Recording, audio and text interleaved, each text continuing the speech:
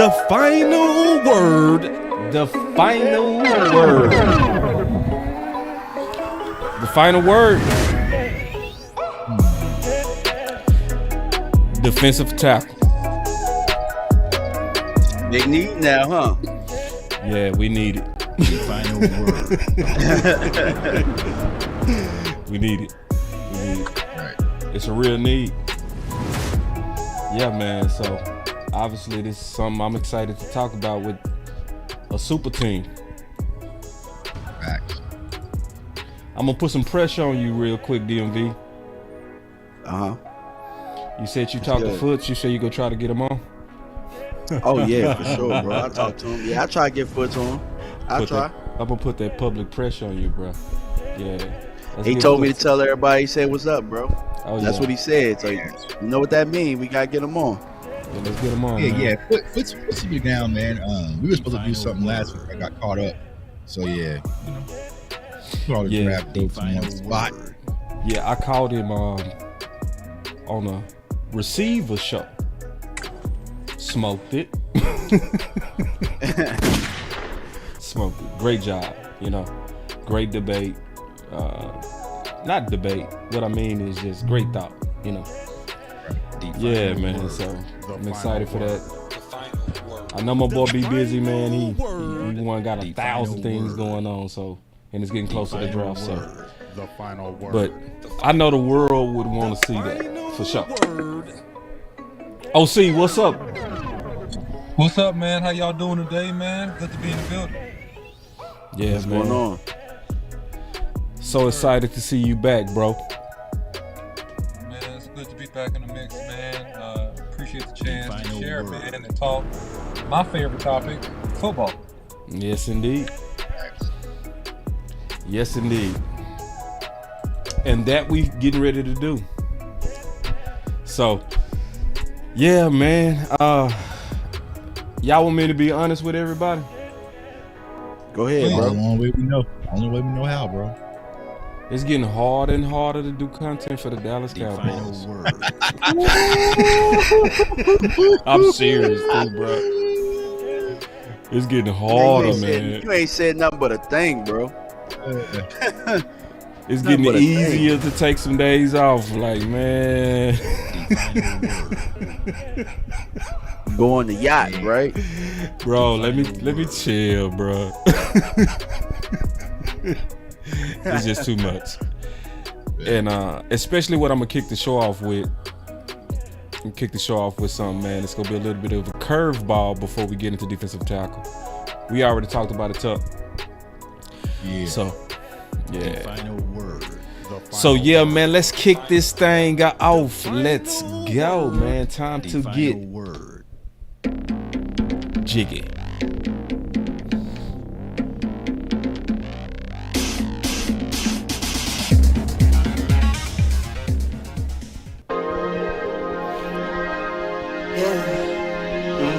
I just wanna run it up. Can we check or something? I've been really in the field, let up, yeah.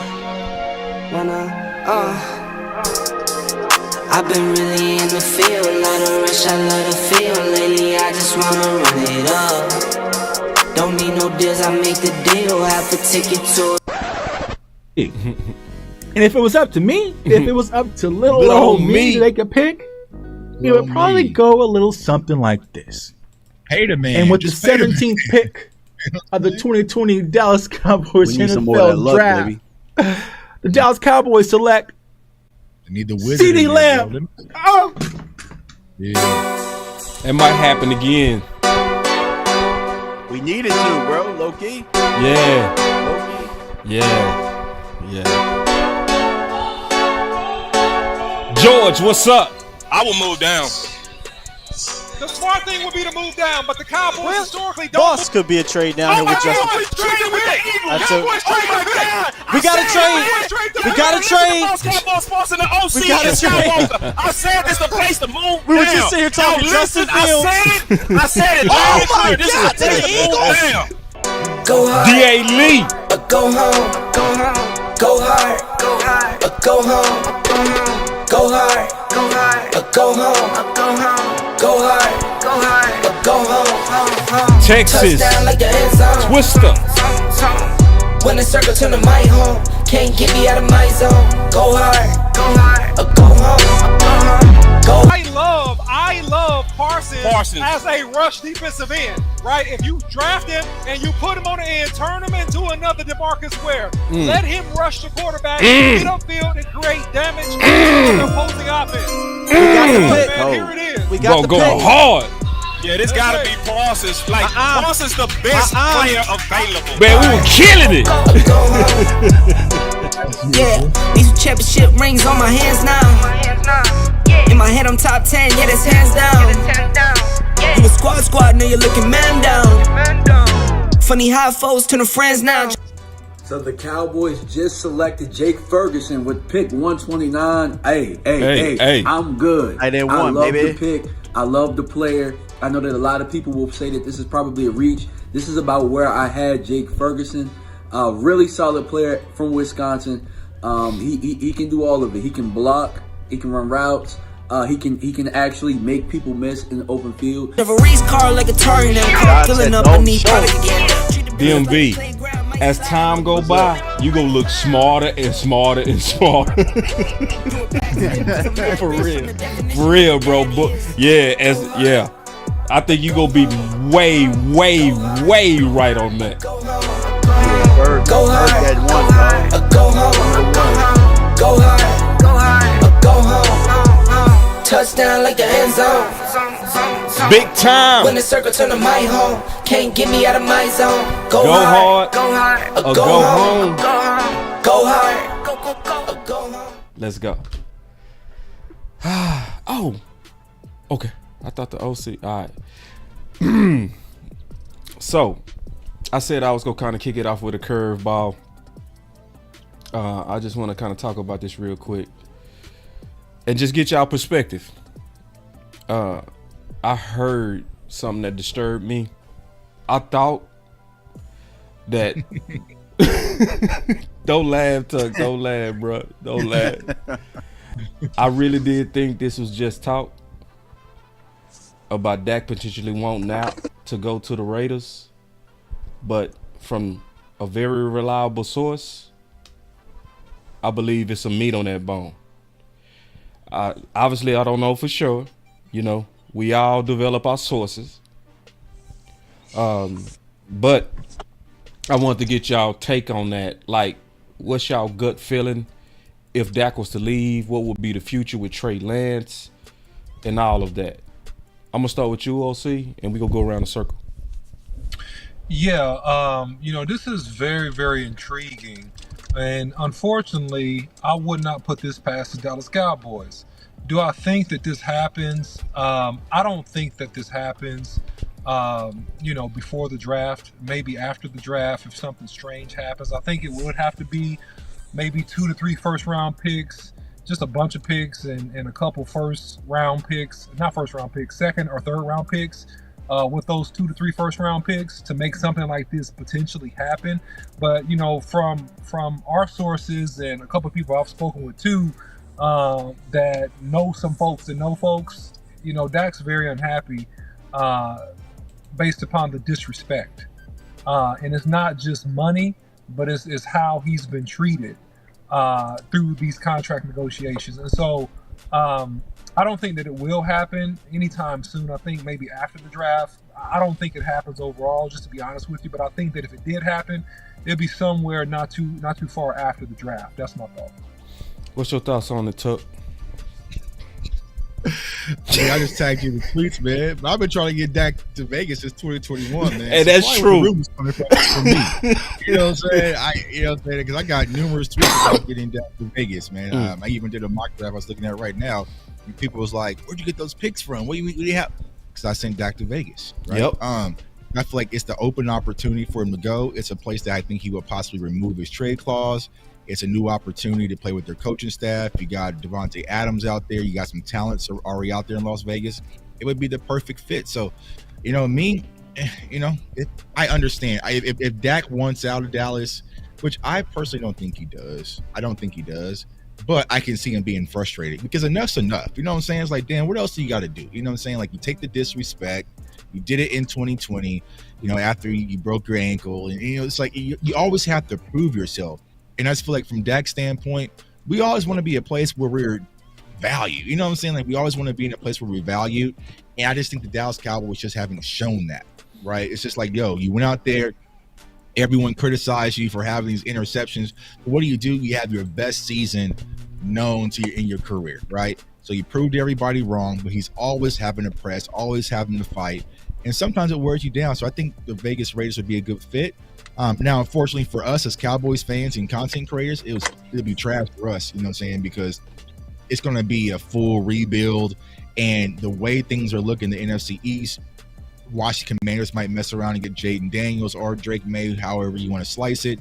You got Jalen Hurts, and I'm sure the Giants are going to sit back and get them a quality young quarterback. So we'll be sitting there hoping that Trey Lance is the guy. And me personally, I think he's talented, but I don't think he's going to put us in a position where we're trying to ultimately go to the Super Bowl. So I would be upset for us, but I'll be happy for Dak, man, because 2021, there's numerous tweets, man. I didn't tag you on them, boss. Yeah. I've been trying to get Dak to. You Dak shocked to me Vegas. with your tweets, bro. Like, if y'all don't know this, Tuck goes by the Wizard. I said, bro, how in the world did you pinpoint the Raiders? You know what I mean? I was like that is true wizardry. He's a financial guy. I see what he's saying. Like Dak used to that no tax money. You know what I'm saying? The no tax places. Like, there's a couple places you can go: Nevada, Colorado, Florida, Texas. Any other place, Tuck, that I missed? You said Florida, Texas, Nevada. There's a few other no state tax, but Florida is the main one. And so, but it wasn't even that, right? The 2021 thing kind of sparked this. If the Raiders move into this brand new, beautiful stadium, it's nice. I've been there a few times, right?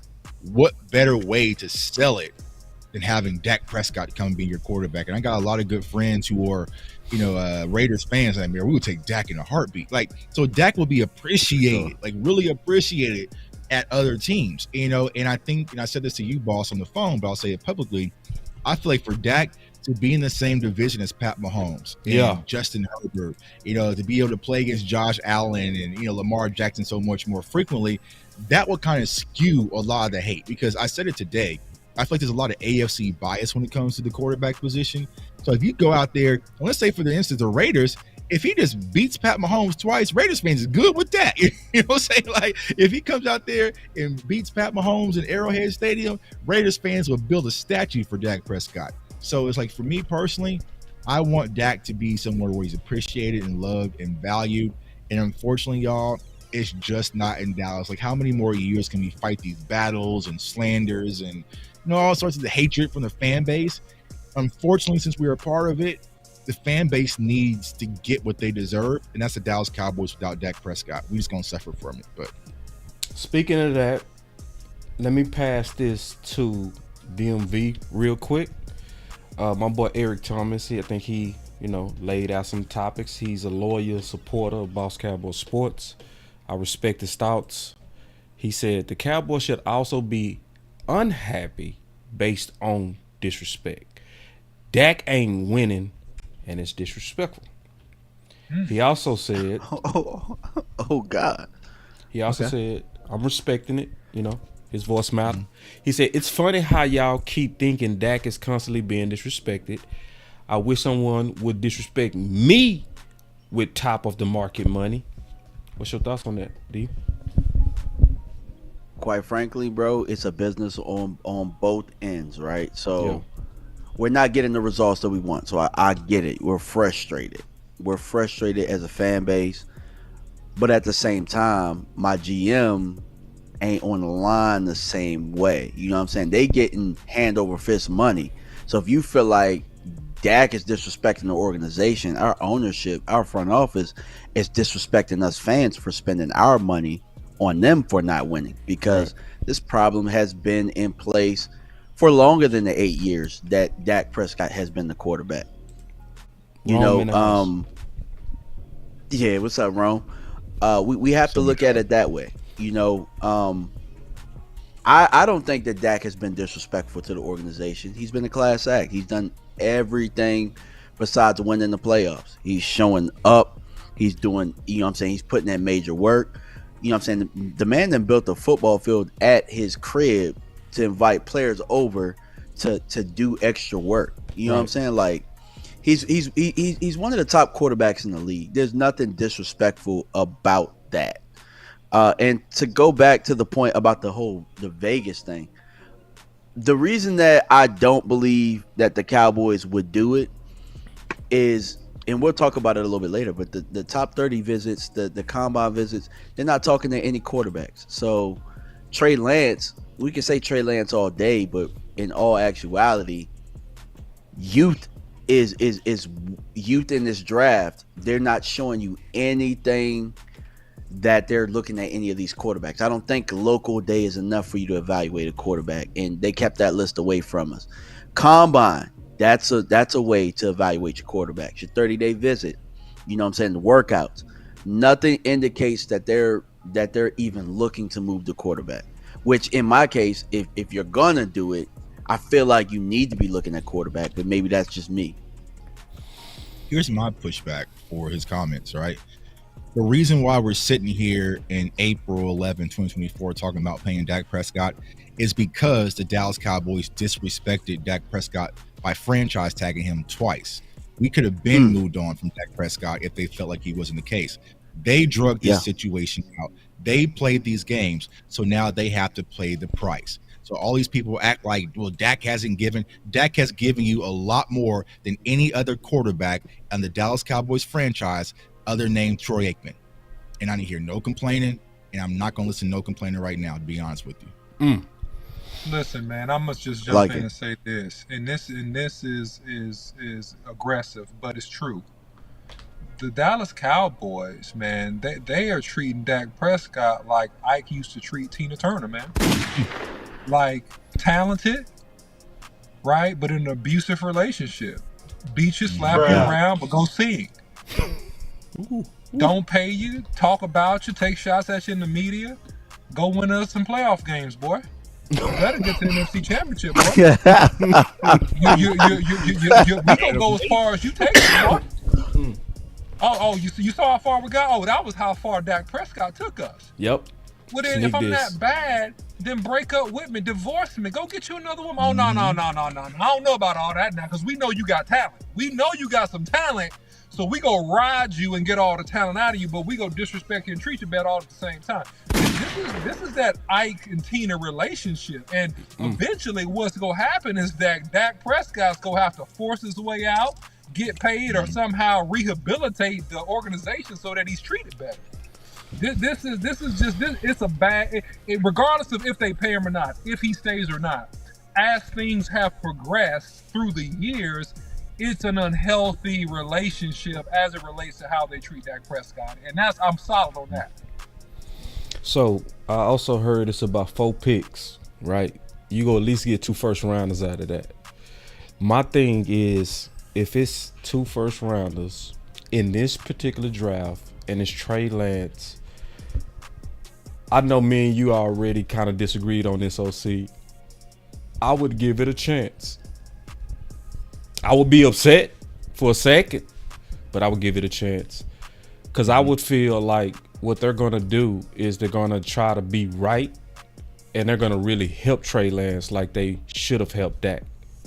I also want to say something real quick just to answer, how's it disrespect? It was disrespect first when Wentz and Goff got paid 32 to 33 million, and you came to him with 25 million. Super disrespect.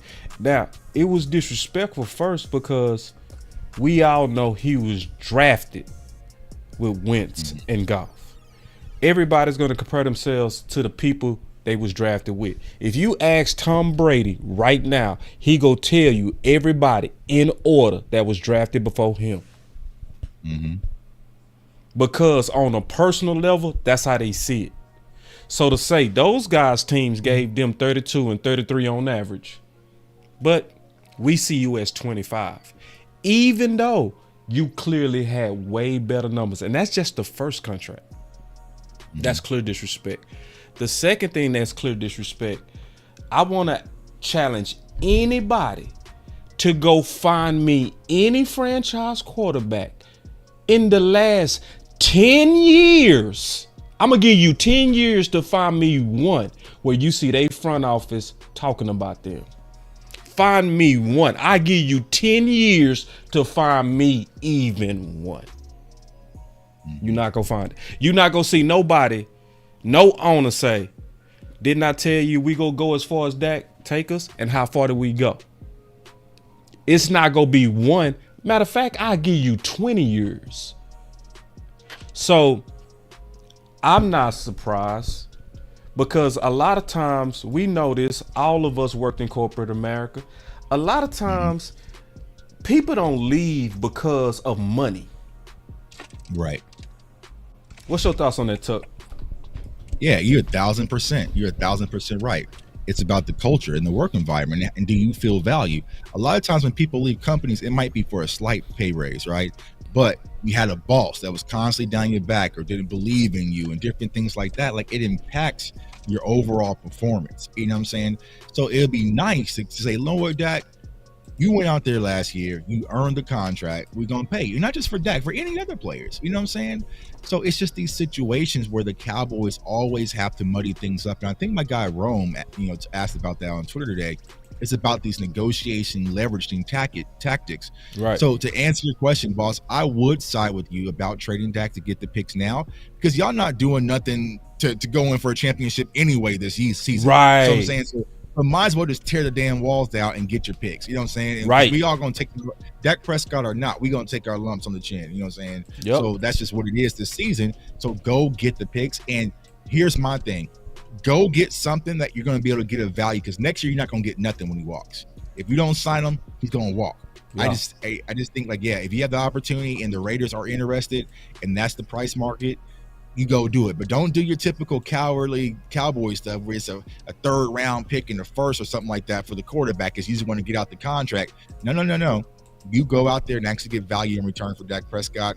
You roll out there with Trey Lance. We'll come out here on Mondays and do these videos after we get dog walk and just try to put a smile on our face like the Joker and keep things moving so we can get to next year's draft class. So, OC, I'm going to give you the final word on this topic.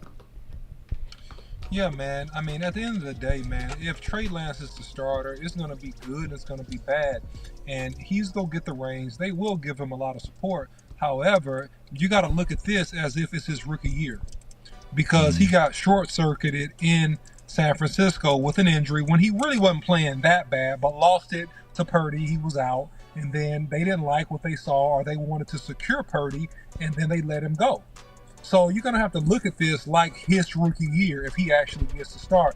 And so it's going to be ups and downs, man. You're going to see him flash with some big arm throws. You're going to see his athleticism. Speaking about Trey Lance, he can run, he's fast, but he's going to struggle with being clutch. He's going to struggle with decision-making and throwing interceptions. And, it's just going to be probably a mediocre year. But, it's dumb of the Cowboys to not pay Dak Prescott because of ego. And this is all this is. We've talked about this a lot. It's just ego. It's pure old-fashioned ego. We lost the first time. You got us. You pinning us in a corner. And you know what? By golly, hell or high water, we are not going to lose this year.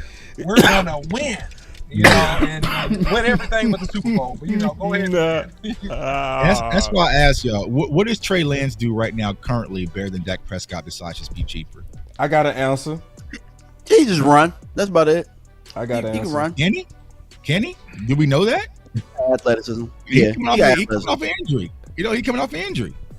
I say, oh, hell no. Dak was an MVP, bro. Right. That's what I'm saying. Like, he might be a little bit faster than Dak, but Dak was using his legs perfectly fine this year. And Dak will probably be more, open to using his legs next year if you gave him a guaranteed contract, because he damn sure not going to do it on a 1-year prove-it deal. So hell no. So I'm just thinking, like, I mean, where's this upside? People have seen nothing from Trey Lance, and I like Trey Lance, and I feel like, and here's the bad part I hate about Trey Lance. It's because of Jerry Jones and their ego, like you guys have said, OC and Boss. They're going to throw this kid into a bad situation where he's pretty much set up to fail. You know what I'm saying? Yep. Because Cowboys fans are going to want instant expectations. They're going to want Jordan Love. Okay, we moved on from Aaron Rodgers. Okay, now we see the upside. He's leading. He's topping the NFL in touchdowns. Right, won a playoff game. That's going to be the expectations for Trey Lance. So if he bumps his head or even struggles, we're going to treat him just like we treat Dak Prescott. We're going to have a cheaper Dak Prescott that people going to jump in the chat and say, "Oh, we should have never kept." It's going to be the same old repeated cycle. Hey, don't this remind y'all of when we had the quarterback carousel of Drew Henson, Chad Hutchinson, and all those guys, like with Trey Lance? Like, it reminds me of that. If they move on from Dak, that's what it'll be. I hope and not. He'll be the Ryan Leaf. He's really the Ryan Leaf of that, low key. He probably better than Ryan Leaf, but like that's what happened. They're like, oh, well, Ryan Leaf was Drew this Henson. draft pick. Yeah, bro, it was bad, bro. I like Trey. I do like Trey.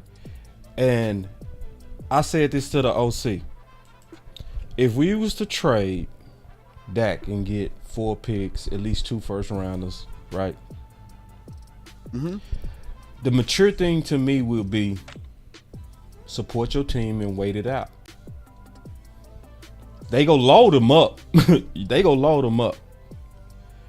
But if I start seeing average, especially if I give him 2 years, everybody should be okay with me going crazy. To me, that's fair. No, go crazy now because you was dumb enough to let go of Dak Prescott, which was an MVP runner-up when you had a chance to contest the Super Bowl. If you keep him, pay him, and put some pieces around him. No, I'm going crazy immediately. Going crazy now. Like that's just because it's a big gamble. It's dumb on dumb. Dumb plus dumb equals dumbest. Right. I mean, you know what I'm saying? What are you doing here? Why are you even thinking about this? And the only thing it could be possibly is your ego. Because you know what? I had a car. I'm gonna tell you about this car I had, and I'm not capping. I'm just telling you. I won't name the brand. Okay, I'll just name some. Was it that Nissan? No. It was the other black one, boss. It was the other black one, fancy car, black one. Hold on. So check this out. Name the name. No. Supercharged, twin turbo. The Audi. Right. Yes. Okay. All right. And all types of features. Okay. He's so humble. This is features in the Audi. This is what's gonna happen to Trey Lance. Listen, hear me out. All types of features, bells, whistles, all types of stuff I never heard of until I got in that car, okay? Mm-hmm. Listen, you can put all these bells and whistles around Trey Lance, but you know what's the most important thing? It's the driver. The driver got to know how and when to use these features. And if you don't know how and when to maximize and use these features and to shift from manual to 6-speed and get the most out of every gear, you just go be mediocre, bro. You just another dude driving a car. Just another quarterback. And that's what this is. I got to say one more thing. I said we was going to move on. I got to say one more thing, bro.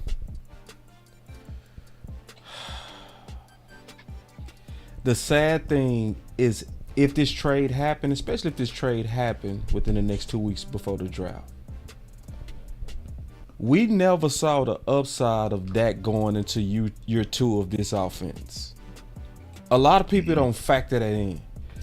Dak's MVP season was in a new offense. People don't talk about that.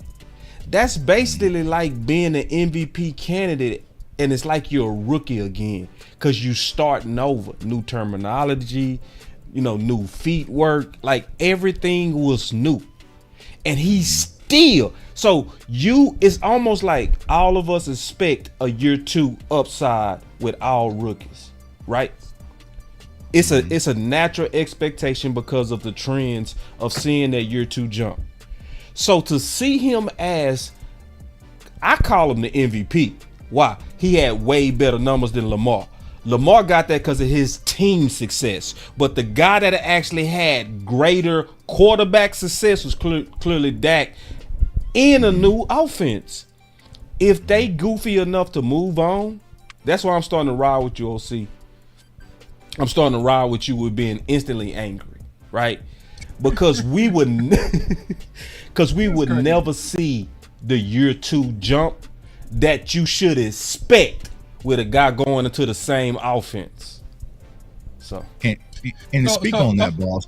Okay. I got both of y'all. No, you go ahead. Go ahead, I got you after those. I was going to say, to echo what you're saying, also what happened, remember, Mike McCarthy tried to run a form of his new Texas Coast offense. It wouldn't work. What did he do? Give the keys to Dak Prescott. You know what I'm saying? You won't be able to do that with Trey Lance. You know what I'm saying? So you're going to have to develop a run game because there's going to be a lot of development when it comes to Trey Lance versus Dak Prescott can go out there and fully conduct the offense at the line of scrimmage and be that conductor under the, you know what I'm saying, under center. So it's like you're going to revere back. That's the frustrating part because honestly, even though what happened versus Green Bay, it hurt y'all. I know that it hurt. We felt like we were close. You know what I'm saying? We're getting close. This is going to be the year possibly get the NFC Championship. So we had that hope.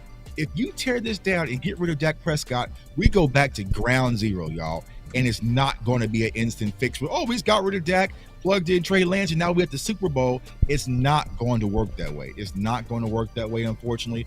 So it's going to be 2 years, 3 years, maybe even 4. And by the time we're going to be ready, it's going to be time to pay Trey Lance, and he's going to get dog walk. You know what I'm saying? So But y'all know, man, this ain't happening because Mike on his last year, bro. Mike ain't stupid. You know what I'm saying? Mike ain't going to sign off on this. And he's given a last year. You know what I'm saying? Like, I got to push back just a little bit.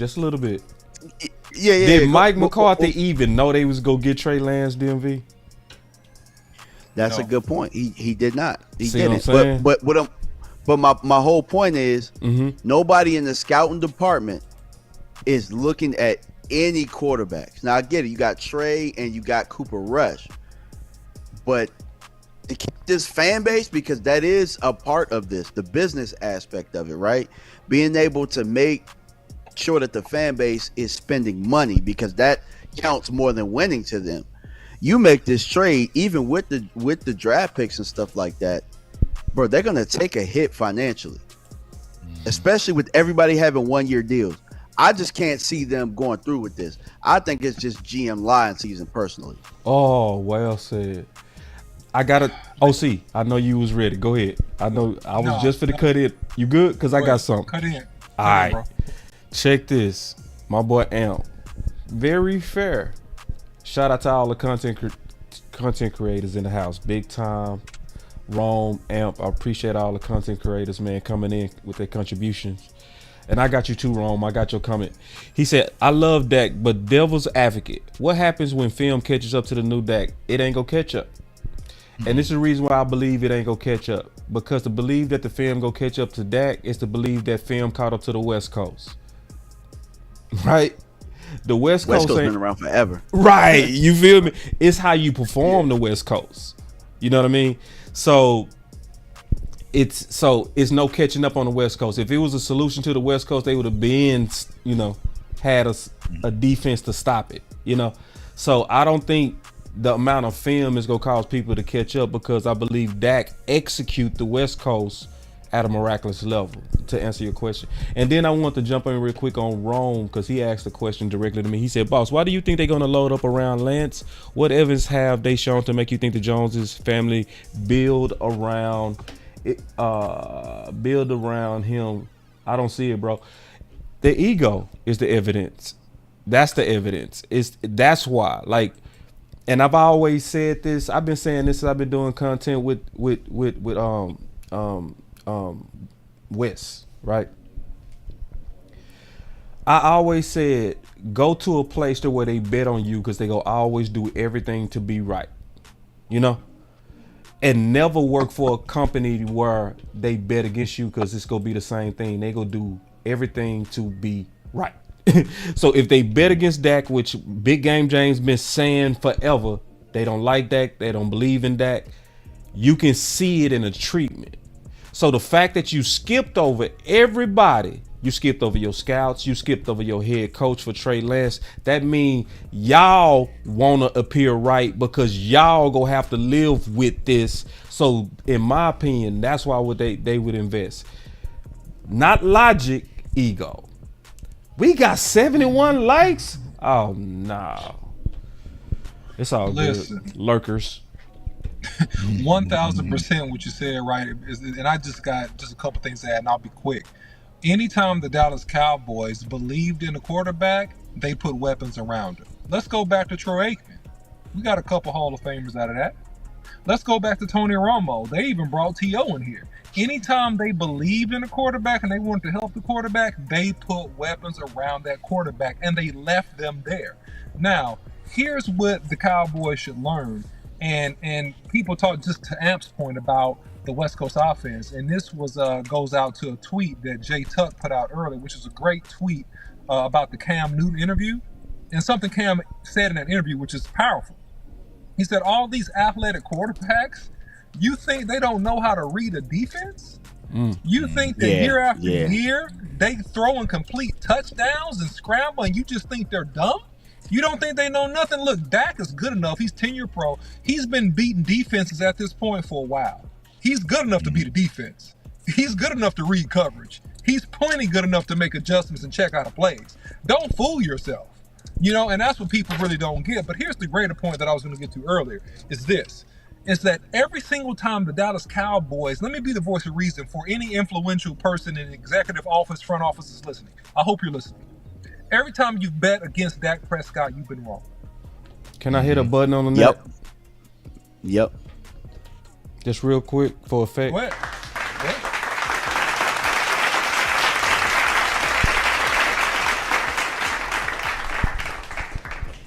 Every time you've bet against him, you've been wrong. From his rookie year to the first contract to the first and second franchise to the tag.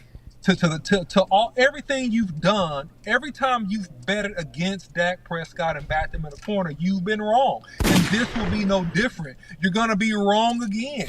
And you know what? If you trade him, you let him walk after this year. You know what I do? You know what the best thing for you? The best thing for some bad church is just a good old butt whooping. I'm sorry, everybody don't believe in spanking their kids, but I do believe in spanking your kids. Listen, sometimes you just need a good old whipping, a good butt spanking until your mind gets a brand new revelation. And what happens is the Cowboys need a good butt spanking. They need to go through 1 or 2 years of NFL purgatory. They need to lose. They Our need fans to do make the too. playoffs.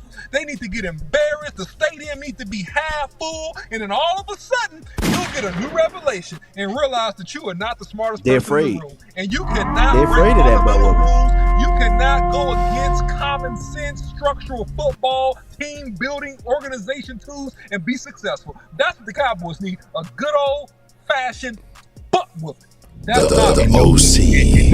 There's no emotions, no friends, no loyalty. Straight business. Straight business. Put hashtag straight business in the chat. Hoodie OC. All right, man. Oh, man. You got me hitting that button too much, bro. There's no emotions, no friends, no loyalty. Straight business. Yeah, man. That boy got me hitting that button all day. God damn. And know where it come from? OC It needs to come from Philly. It needs to come from Philly, unfortunately, y'all. Because that's enough to break the fan base. If we were to go out there and now we getting beat by the Eagles like we used to punch on them, you know what I'm saying, all the time, that would change the tide. That's where all these, that's when everything would break with the Cowboys. Because you used to see the Philadelphia Eagles going out there and be aggressive, and they come out there and they 40 burgering us, and we looking bad, getting embarrassed at home and everything.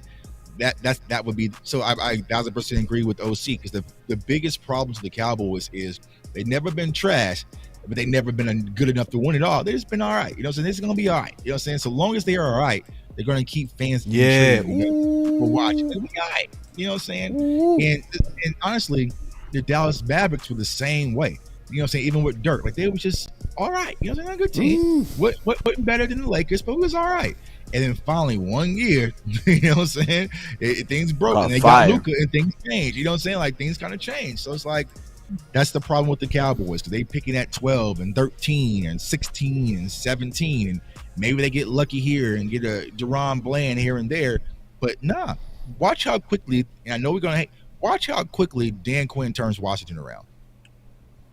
Like it's gonna be instant. It's gonna be instant. We're sitting back, man. Washington's playing some good football. You know what I'm saying? They're decent. Yeah. Just like that. Just like that. You know what I'm saying? And you know. Yeah, bro. You're right. And my boy you know what Washington got? Go ahead.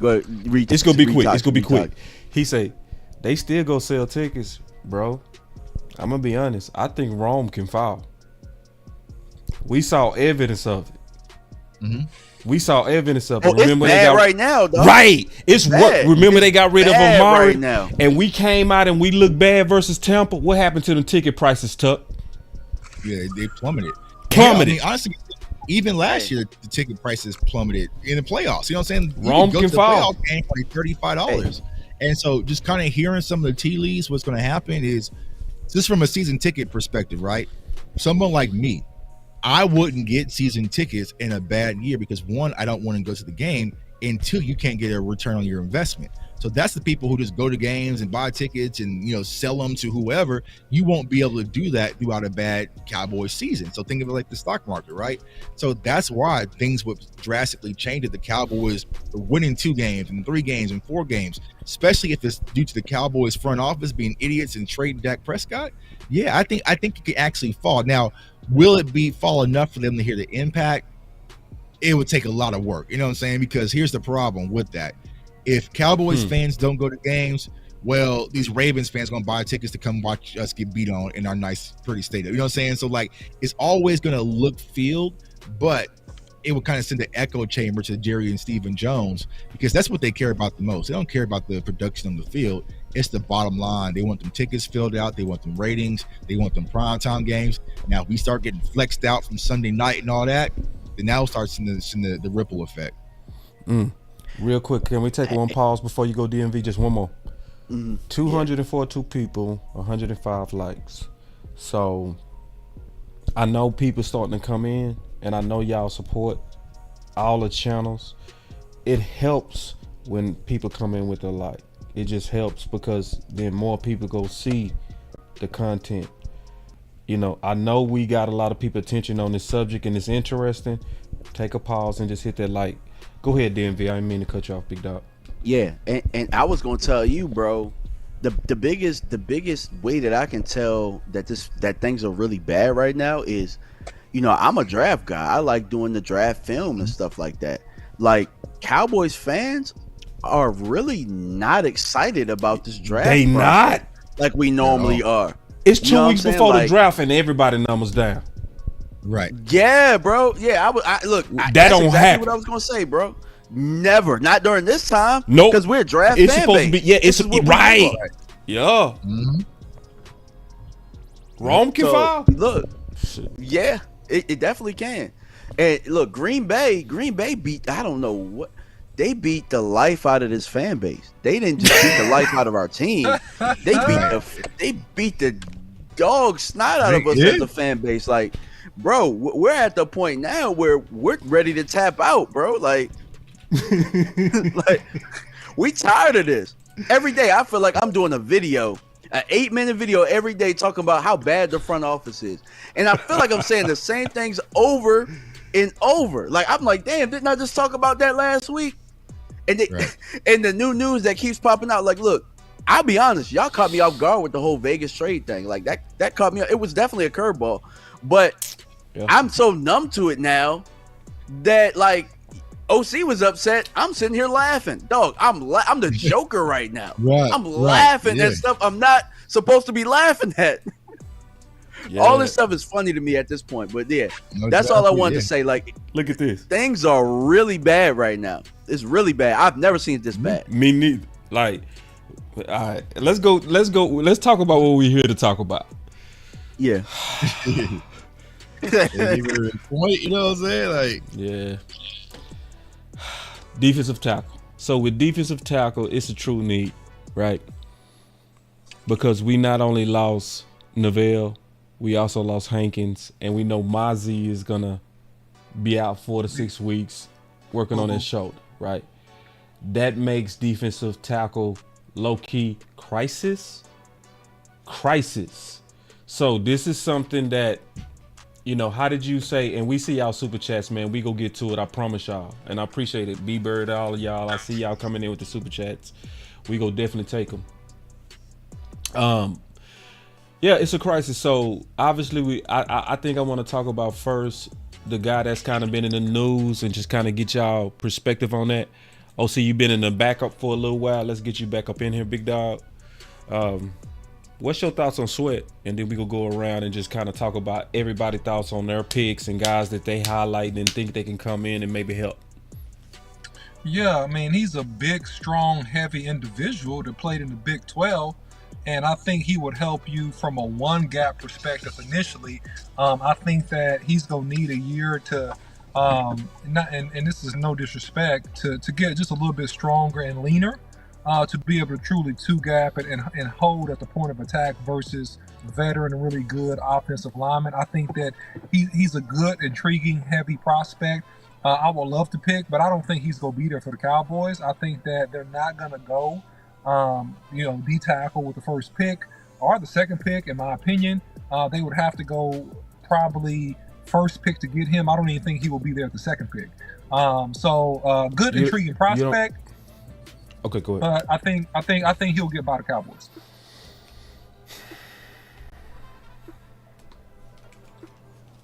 Yeah, Devontae Spread. So I know a lot of Cowboys fans are excited about him. So he might be there, OC. I mean, you never know. We'll get to draft season, but him having the off the field situation, that DWI, yeah, and it's also reports like he's a party animal, likes to drink all the time, and so that kind of scares me for defensive tackle, right? Because if you're not focused as a defensive tackle, you really have to be dedicated, because if your weight can get out of control, like, like all sorts of stuff. You can look up and he might be 400 pounds or something like that. So, like OC said, man, good run stopper, going to be kind of your one tech. And I know that's what a lot of Cowboys fans are looking to as we go through these defensive tackles. They're looking for a big body because, one, Mozzie's going to be out, and two, a lot of people are already out on Mozzie. So I feel like Devontae Sweat, if you can get him as a day 3 value, yeah, absolutely. But the way that our picks are currently constructed, we can't afford to miss. And I feel like if we go first, second, or third round Devontae Sweat, it's a huge reach, a huge gamble, and I think it's going to be a lot more value. So I would be out on him until day 3, to be honest with you. So let me ask just a quick question, because I want to get really your perspective on this, all you guys. Do you think that he makes it to day 3? Yep. You think that he drops that far? Yep, I do. You do? I think it's very possible. Yeah. Okay. Yeah. All right. The very beginning of day 3, very beginning. Yeah, I can see him like a fourth. I can see him like a 4th round, which we don't have. So. Yeah. And he's not Jordan Davis's. You know what I'm saying? Like his counterpart at Texas, we'll talk about here in a second, is much better than him. So he'll probably be the first one off the board as far as Texas is concerned. And I feel like with this D-line class, a lot of these guys, there's some question marks. They might get pushed back in the first round. So I could see Devontae Sweat being either a late 3rd or a possible 4th round pick, to be honest with you. Let me just say mine real quick, and I'm going to go to you, DMV. My answer is this, even before the DWI. Oh, hell no. I know why. The same reason I didn't like Mozzie at first. Yep. See, DMV. You know what I'm saying? Yep. When that dude loaf, he loafs. Right. Yep. But see, you can also see when he want to play, he get pushed. But boy, when he loaf, you be like, bro, are you jogging like that? Right. Oh, No. hell no. Nah. You might have to sub him and Mozzie out every other play. Man, bro. You know what I'm saying? No, and listen, I see the talent, but I am real life. Get off my board. Oh, hell no. Yeah. Like that drink. Yeah, it's not. Shoot. And that's why I say even before the DWI. You know what I mean? Because I can't deny when he want to. It's just how many times do you want to? That's what I see. And I'm just being all the way honest with my analysis. For real. I agree a lot with what you said. The only reason that I have him here, because he has a good initial punch. You know what I'm saying? Yeah. But, you know what I'm saying? It seems like he gets tired, bro. It seems like he gets tired. Man, he checks out. And I'll be honest, like when I watch this film, and look, I don't want to talk real bad about Sweat. I don't want to talk bad about him. But I've often watched, and I watched multiple games. Matter of fact, I just finished watching Kingsley the tackle from BYU. I just watched the Texas film. I often find myself like, okay, I'm watching Sweat. Oh damn, Byron Murphy made a play. Oh damn, Byron Murphy made it. And then I find myself watching Byron Murphy, and I'm like, I'm not supposed to be. I'm supposed to be watching Sweat. You know what I'm saying? Like the highlights look really, really good, and I've been telling people that for a long time. The highlights look really, really good. So, like you said, when he wants to play, he'll play. But that game tape, man, I done fell asleep on it a couple times. Dog, listen, I done fell asleep on it a couple times. But I know they have interest there, so we got to talk about it. And see, this is why I love Tyrone Church, bro. Because Jefferson right now is my top sleeper defensive tackle. Like, I love. Now, I gave Jefferson 4 stars. It's not just the talent. It's the effort. I love effort guys. I'm kind of like Rod. You know what I mean? But what's y'all thoughts on Jefferson, man, with me going out there like that? What's y'all thoughts on that? Nah, you're spot on. We've done personally numerous mocks, and I always talk about Jordan Jefferson as a stash, right? For everything that you said, me, just like you, boss, I'm a motor guy. Yeah. And that's why I was kind of out on Mozzie, but I kind of understood it because, like, he had low gas mileage. I like guys that are revved up. Now, I think where Cowboys fans aren't attracted with Jordan Jefferson because he's going to be probably more of a 3 tech than a 1. And here's what I'll say. You can definitely go find you a 1 tech to go eat up blocks later in the draft, or, you know what I'm saying? Like, so that's not really my concern. I want motor. I want effort. I want revved up. That's the thing that's really going to change the course of the game. So Jordan Jefferson, he's definitely one of those ones, man, that if he's sitting there maybe in the 4th or, well, damn it, we can get that damn 4th pick back. I know, man. If he's sitting there day 3, man, I would be ecstatic to get Jordan Jefferson. He's one of my favorite defensive tackles in this class. Strong, in this class. Yeah. Right. I said the same thing. He's strong. Now, keep in mind, we don't talk before the show. We don't talk. No. Yeah. So that's amazing. Jordan Jefferson is a good prospect, right? But is that the biggest need? And is that the smartest pick for the massive hole in the middle of the defense of the Dallas Cowboys? That's my only question. He's a really good player. I think, you know, if he goes to the right team, he gets some good mentoring, man, he's probably going to end up turning into, you know, a very, very high-level starter because that's the kind of motor energy that he plays with. You know, he athletic too for his size, man. Like, he don't he wear that 317 bad. He look real good, like body-wise. I'm sorry, OC. Yeah. No, my question is that, man, is he the right pick? You know, I mean, the 3 tech, would he be the right pick? That's my only question. I think he's a good player. I agree with you guys. It's my point. He can play. Interject and to talk about. Oh, go ahead, Tuck. My bad. He can play 1. It's just with this size. You know what I'm saying? But he has a motor, so he has the versatility. But I was going to say, for me personally, it's hard to say because, like I said, we have heard Zimmer speak one damn time since he's been here. So I really don't know what his philosophy is and what he's trying to build. But I feel like who gives you the more upside is definitely Jordan Jefferson. Like, I feel like he really pushed down to the ground, good balance. Yes. He has a good move. He's agile, just like Boss was saying. So, you know, if I'm just thinking of the pure better, just overall talent, football player who I would trust more, Jordan Jefferson or Javontre Sweat, I 1000% trust Jordan Jefferson over Javontre Sweat. Me too.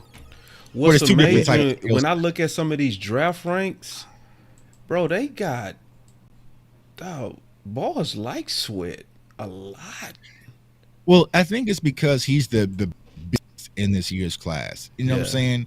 But he doesn't jump off the screen like that. Like you were saying, if you go watch Texas versus Kansas, you're watching Byron Murphy. You know what I'm saying? Like, Byron is Kim, Devondre is like Chloe. You know what I'm saying? Like, it's just, you know what I'm saying? It's different. So, like, when it comes to Devondre, but I like Chloe though, Tuck. Okay, man, and not to cut you off, but that's why I think that's why I think Sweat's not gonna be there, man. Just because of some of the draft boards. That's just my opinion. Exactly. But I could be wrong on that. No, I agree. Them draft boards got him high, bro. You right. And remember, historically, Texas tackles, for whatever reason, man, those Texas tackles get love, man. Those Texas players that look pretty good, they tend to always get drafted with them. So anyway, that's just an opinion. Tuck, I want to ask you a question, bro. Is this right? 4.7? I don't think so. Click on this. Yeah, because I know you got your Excel. Can you double check that? No, I ain't updated the Excel, man. The hell the Cowboys. I'm sick of these. No, here we go. Bro. Here it is. Yeah, it's a typo. Yeah. It's a typo. Yeah, okay. Man, Excel sheet, man. Okay. I just typo. got my notes in there. I'm finna say. I went about to do 400 prospects this year, man. I said, hell no, Cowboys ain't. If my owner ain't tripping, if the owner ain't tripping, I ain't tripping, man. I said, because I was like, why didn't I hear that? You know? Nah, hell, 4-7. That's godly, man. Yeah. Especially with that tape, he would have shot up to top 10 for real. Oh yeah, easy, for sure. Like, yeah, so for Devontae Sweat to be at the top of the list, like he's not Jordan Davis, he's not Jalen Carter. You know, he's. I don't see it. I just don't see it.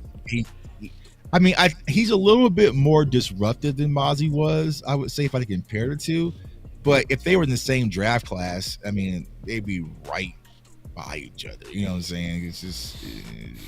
Oscar asked the question, OC, any one of these one techs, day one starters? No, I was on mute. Sorry. No. Oh, hell no. Well, I would disagree. Right. I would disagree because we ain't got one. so yeah. You know, no. Wait. I was gonna interject though on this. We ain't got one, but we got one. If you get what I'm saying, they gonna make him play. Yeah, well said. Mozzie play. Well said. They're gonna make him play.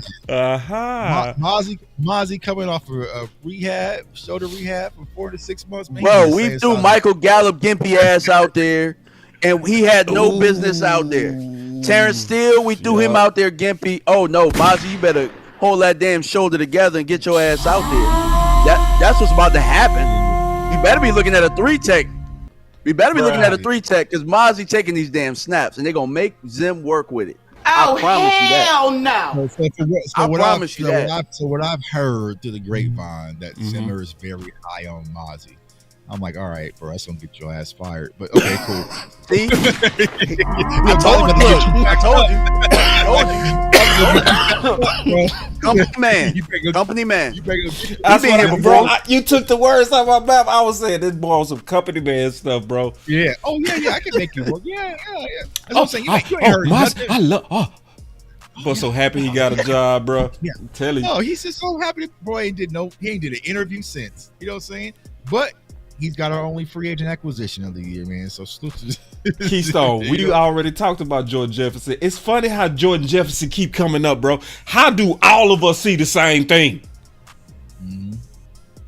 Yeah, and I ain't talked to Keystone. I ain't talked to Tyrone Church. I ain't talked to Jake Tuck. We ain't talk about our lists. We didn't.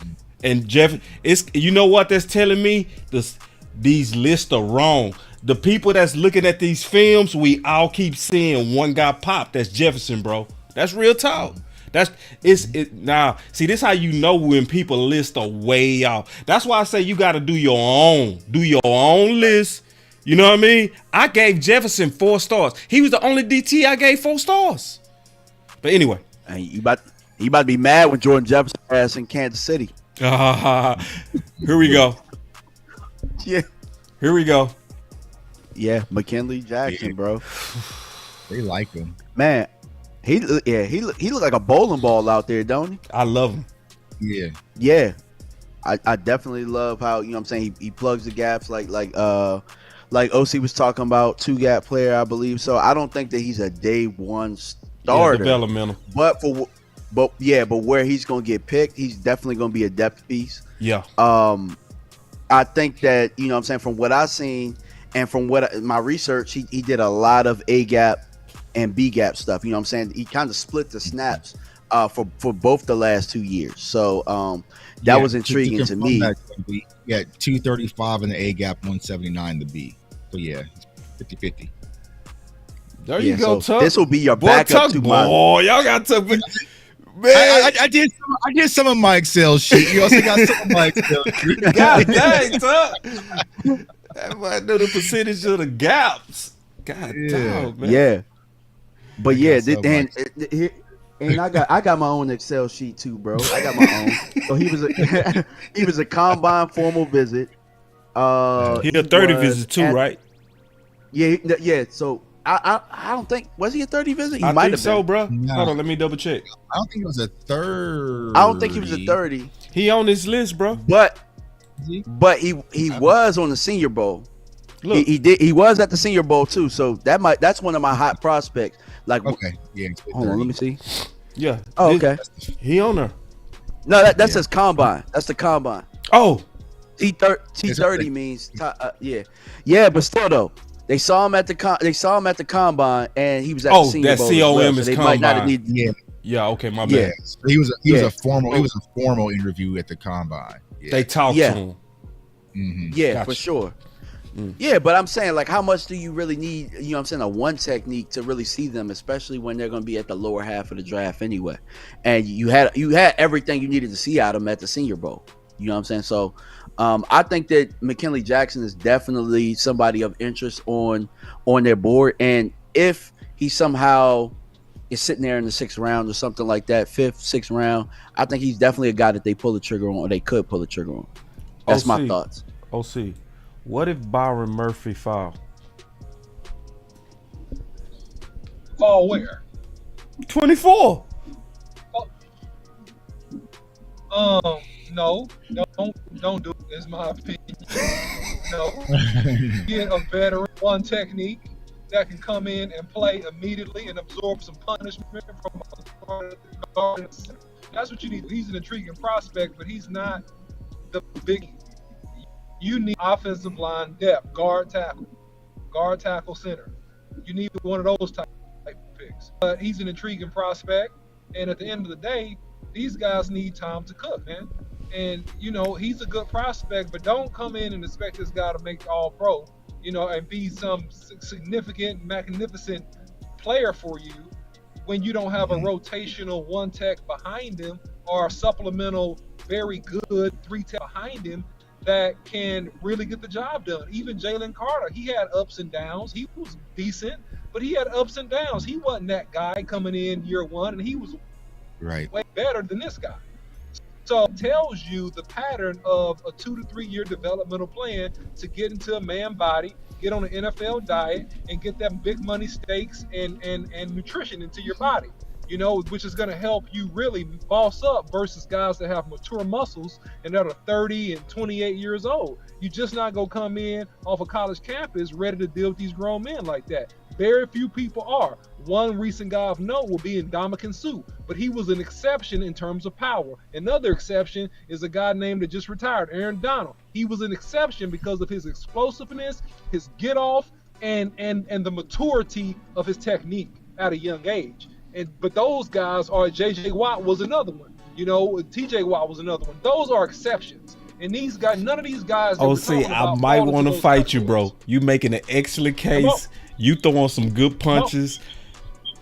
Man, bro. This dude might be the exception, bro. Like, every time I watch Dog, that dude is a pressure machine. You know what I'm saying? And then he run and pass. Yes. Run and pass, yes. Like, it is like you don't see the size, but then when I watched this combine and saw all that explosiveness, bro, he might be that guy. Now, year one, that's a reach. Ooh, man, this dude is so intriguing to me, bro. But hey, let me talk y'all into it though, because I was looking at the snaps and he actually played 3 techniques, 67%. So that's 2 out of your 3 snaps right there. Now, what I will say is Zim's defenses, I think, out in Cincinnati, they were at their best when they had a great technique in Geno Atkins, who they got really in the 4th round. So I think that if he can be your Geno, that might be able to, insert what Mike Zimmer wants to as far as his DNA on this team.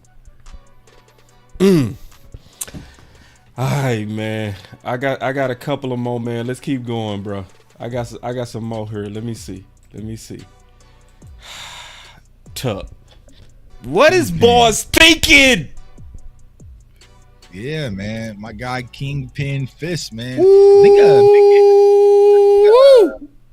think Big Game James interviewed him at the Senior Bowl. Yeah, love man. Fisk. 6'5", 297, man.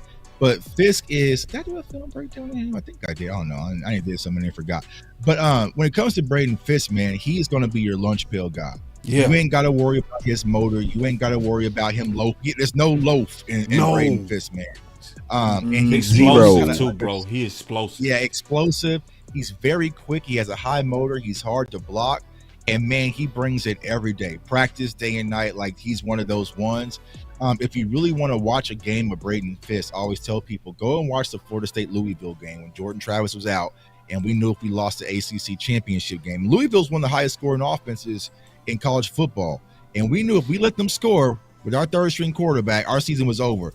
Bro, Braden Fisk, I don't know what the hell he ate. I don't know what he was on, but he was relentless. Him and Jared Verse, like they was taking no mercy out there, man. So I love Braden Fisk. I think based off of his combine, his Senior Bowl, I could see him being late first, early second, honestly with me. Yeah. And I'm happy for him because, like I said, he's very blue collar. He's one of those guys. He's not going to be like just hit the ground running and just dominate a game, but you're not going to have to worry about him doing his job. You know what I'm saying? Right. He's going to go out there, do his job, and come to work every day, man. I love Braden Fisk, man. So it's a kingpin. What's your thoughts on that, D? Oh, and then he had 366 snaps in the B gap, so he's more of a 3 tech. Hey, dog, I'm trying to tell y'all, three tech is the move, bro, because Mozzie is out there playing, bro. I'm telling y'all. Look, 3 tech is the move. I really like Braden Fisk. You're absolutely right, bro. The motor, it jumps out on tape. And if you look at his actual stats, because I know that people are stat people out there, a lot of tackles for loss for a defensive tackle. A lot of sacks for a defensive tackle. I think he had 6 back-to-back, and he had double digits in tackles for loss. So, yeah. The only thing about him is I know that they don't have the same interests that we're talking about with these other guys. I don't know why. Tuck, I don't know why they hate on these Florida State. I don't know why he not higher. I don't know why he... Why, Tuck? Is it racism? No, they hate Florida State, man. I was gonna say, I'm like, what? I don't know why he not higher, bro. I know that Jay Tuck is always talking on Twitter, always running his mouth. I got something for him. We gonna skip on them nose, man. Every time. It don't matter. Braden Fisk could fall to us at 56 with a big Dallas Cowboys star on his forehead. They gonna skip him. You know what I'm saying? They gonna skip him, bro. God, that's crazy. Yeah, they gonna get another damn tight end. Yeah, draft another tight end. Get another damn tight end. Yeah, I see people saying he's too small. I don't see it. Let me talk about Fisk just real quick. Now that dude is explosive. That dude is disruptive. If he's there for your second pick, J Tuck, I'll go to him. Ooh, I like him. Whoa! I like him a lot. I think that he's disruptive. I think not all, but he should be ranked higher than on certain draft opinion. I think that the only thing that he really has to do is just clean up some of the tech on his feet. But in terms of burst, explosion, motor, he's a guy from a 3 technique that really has the type of lead get off based on the film I saw. I think he's OC, if he's there. Come out and come in. Your Wi-Fi is back. It's okay. It's okay. Why you doing that? And I'll say this for Cowboys fans about Fisk: he's had one of the highest run stop rates in all of college football too. So it don't Tuck. I'm trying to figure out why more people not on him, bro. I mean, I think it's the size thing. You know what I'm saying? And it's not sexy, right? Because we know NFL teams. He ran a 4.7. Like, I know, but it just doesn't come off sexy. You know what I'm saying? Like you don't see big size. You know, but if you want a pure football player, he's probably top 3 defensive tackles. Like my number one. We'll talk about him in a second. Bro, I thought I was tripping, bro. I put him in top 3 too. I put him top 5, boss. I put him top 5. Yeah. I put him top 5. See, that's why I like that we don't talk. That's what I like, because I be genuinely shocked. Like, Cause sometimes you know how you go and then you be like, "Am I tripping, bro? Like, why am I the only one over here?" And then you find out you're not. And it's not just me having Florida State bias, but the things that I watched this kid since he's been there. The thing that I love about Fist the most is that the big games, when you like the LSU's, the you know what I'm saying? There you go. Like that's when he really revved up. You know what I'm saying? So that's what I love the most about Fist, man. So, all right. Remember, Fist, not to belabor on this, boss, but I think this is important. No rush. Fist is a transfer into Florida State from a smaller school. So he came in fighting. He's like a JUCO. He came in fighting, boss. I love him. So I love the DNA. Yes. I love the mentality that I got to go out here. I got to do it right. He a grinder. And he did it at Florida State at a very, very high level. So he's a national championship talented Florida State. Correct. Yep. So he's a guy, in my opinion, he's a guy that can come in for you. And I'm telling you, he's going to have his lumps. But within a year, he's a guy that'll be very disruptive. He'll be a defensive end. He'll be extremely disruptive. And that's what I like about him. He's disruptive. And he'll make stuff out for you. Know who he kind of reminds me of, and I'm horrible at comps, but he gives me the same feel that when I watched George Karlaftis, he went to the Chiefs. Okay. Okay. I can see what you're saying. So he kind of has that feel, but he's a little bit more athletic than Karlaftis. But he's going to be a guy when you're watching on Sunday, he's just doing his job. You know what I'm saying? He's just going to be doing his job. And yeah, man, I love this, man. But I get a 1C sap out of him. There you go. I see a poor man's JJ Watt. A poor man's. Okay. Yep. A poor man because of the burst and the use of hands, the ability to beat one-on-one. So he and plays closing speed. Guard, he'll freak, dog. He's beating these guards off the ball, man. He's beating these guards. He's getting to the back of this guard's shoulder before this guard gets out of the stand. And that's I'm glad to know I ain't tripping. For real. Nah, hell no. Not with Fist, man. Yeah. Let's throw up another one against the wall. Yeah, because I had this question right here for you guys because I saw a lot of tape with him at the 3 technique.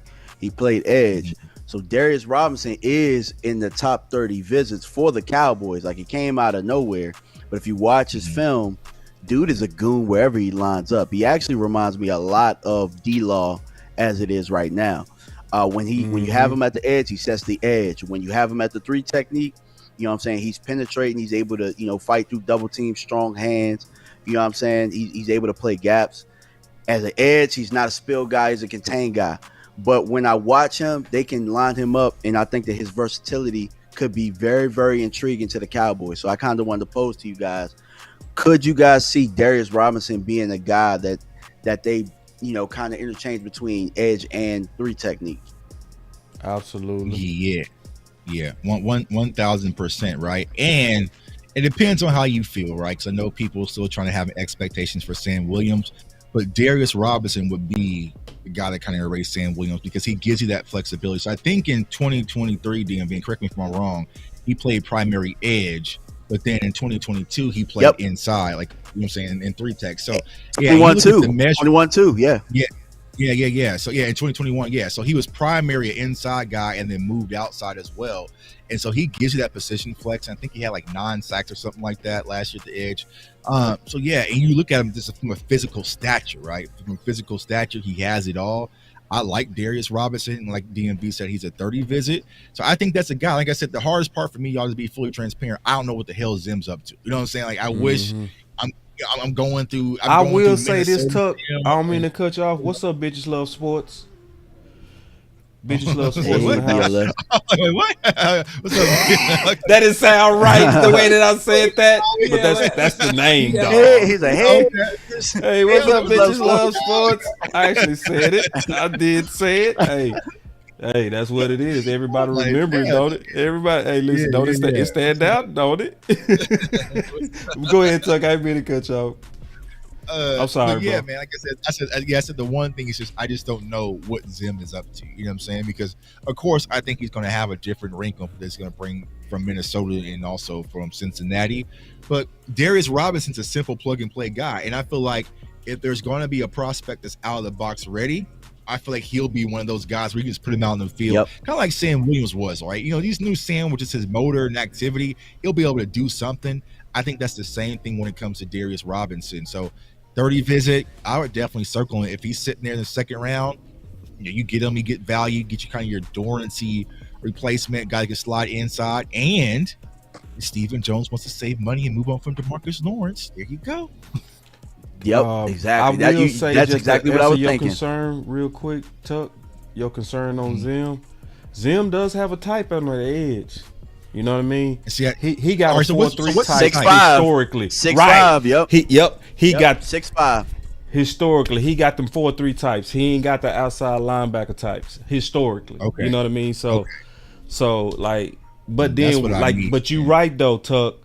We don't really know what the vision of Zimmer is because he also a flexible defensive coordinator. We don't know if he go try to maintain what Dan Quinn was doing, or is he go try to morph it into his own. Like you right, Zimmer is quiet. I agree. Right. Yeah. Need an interview, bro. Man, y'all want to draft? Oh, we got some more. I got some more. We can talk. So you forgetting about the 1A, man? You know what I'm saying? Okay, talk to me.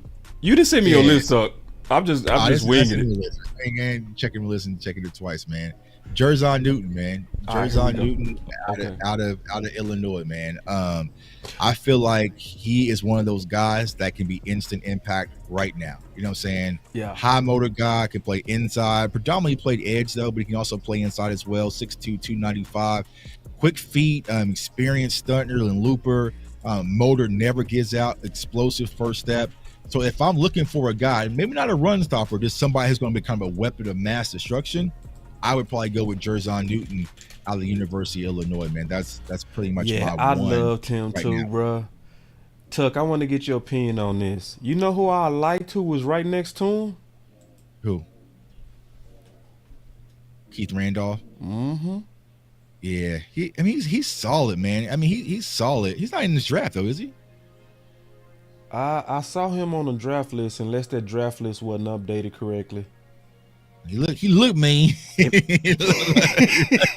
mother. Yeah. Mean mother. He looked mean. You know what I'm saying? You gonna eat your cold bread? Yeah. Yeah, you want your cornbread, boy.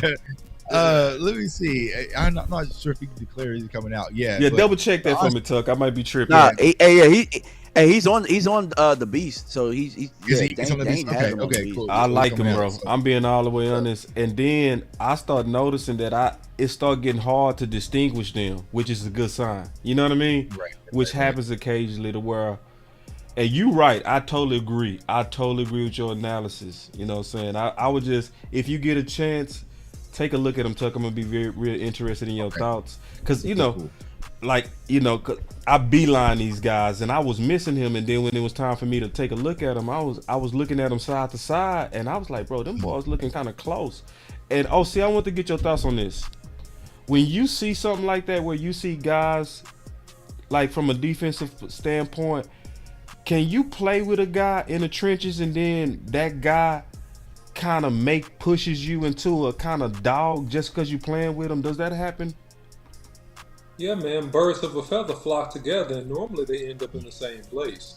So if you have the athletic ability to rise and elevate your game, then when you play next to a tough guy, invariably you get tough. I'll give an example at high school. I played next to this guy named Jim Drone. I'll never forget him. And I was a freshman, and I started on varsity. This is when I was in high school. And man, he was a junior, and he was the meanest dude I've ever played football with. Like going throughout, high school, college, everything else. He was so mean. He was undersized. He was so mean. And invariably, I learned how to pancake block just by watching him pancake 2 or 3 guys every play. So yeah, that stuff rubs off.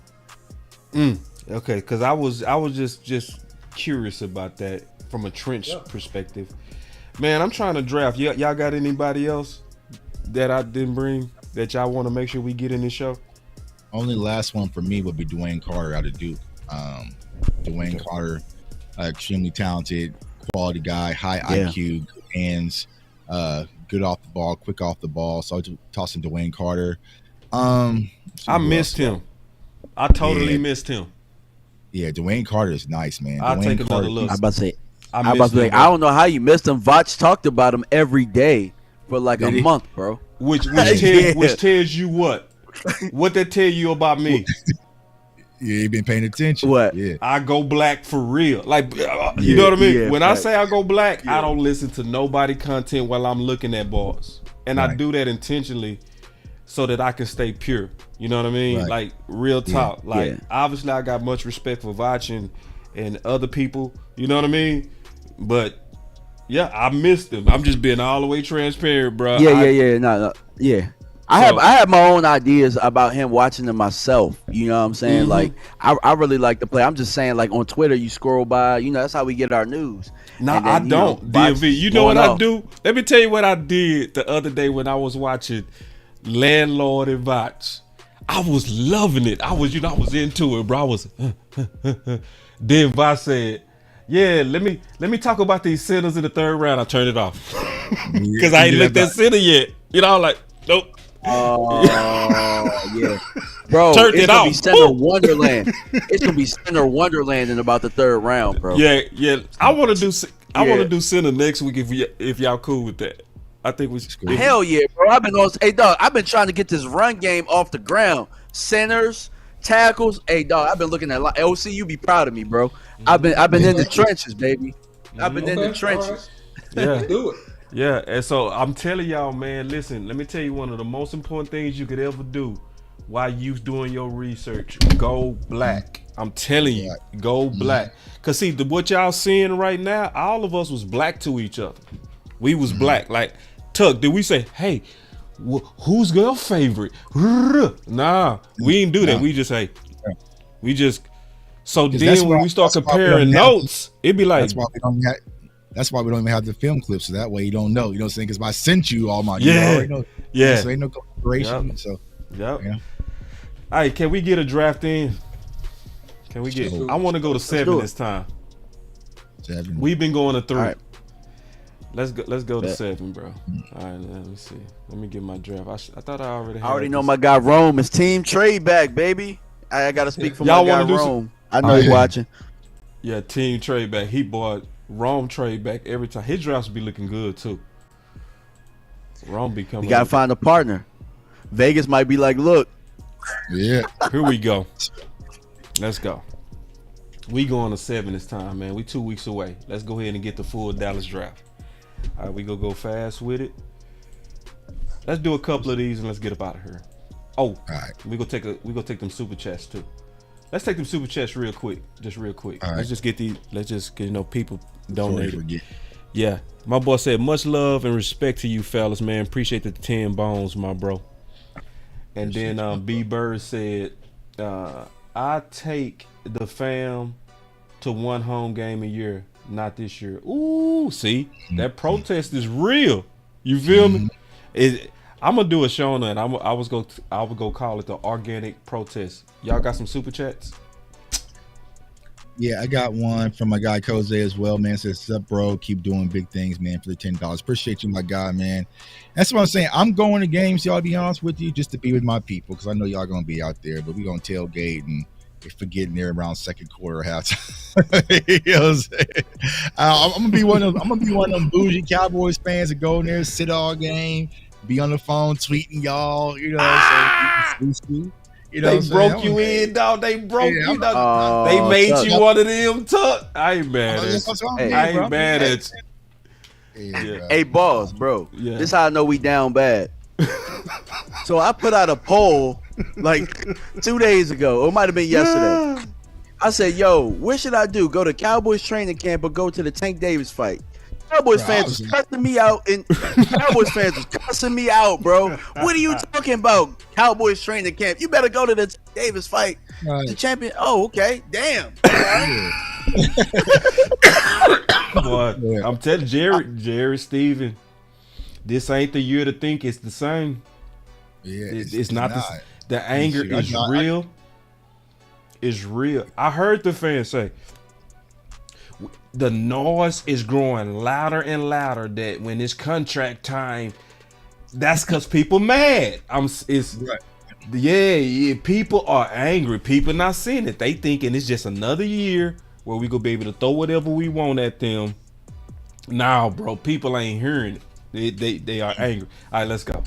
And Twitter is like a rave party. That's why I like being on Facebook with my grandparents.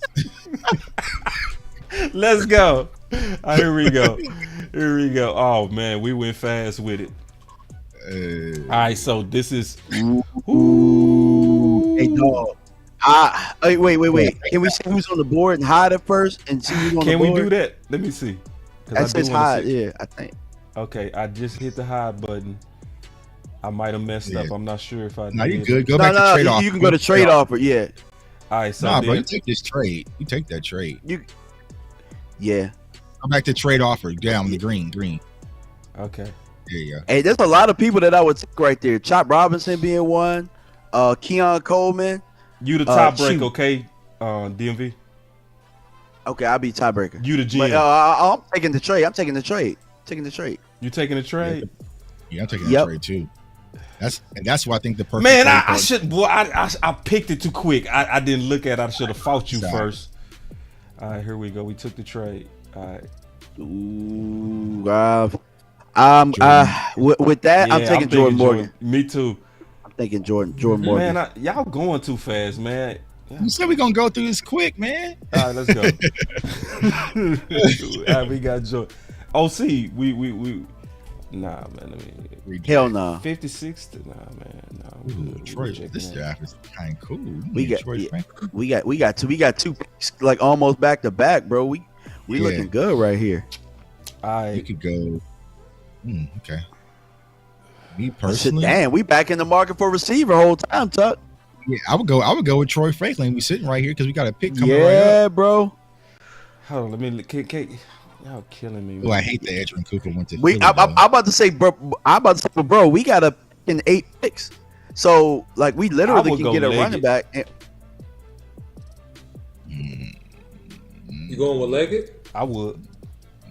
I'm fine with the wide receiver. Go back to running back. I mean, I would just the safe pick in my opinion is Allen, but let me look at defense.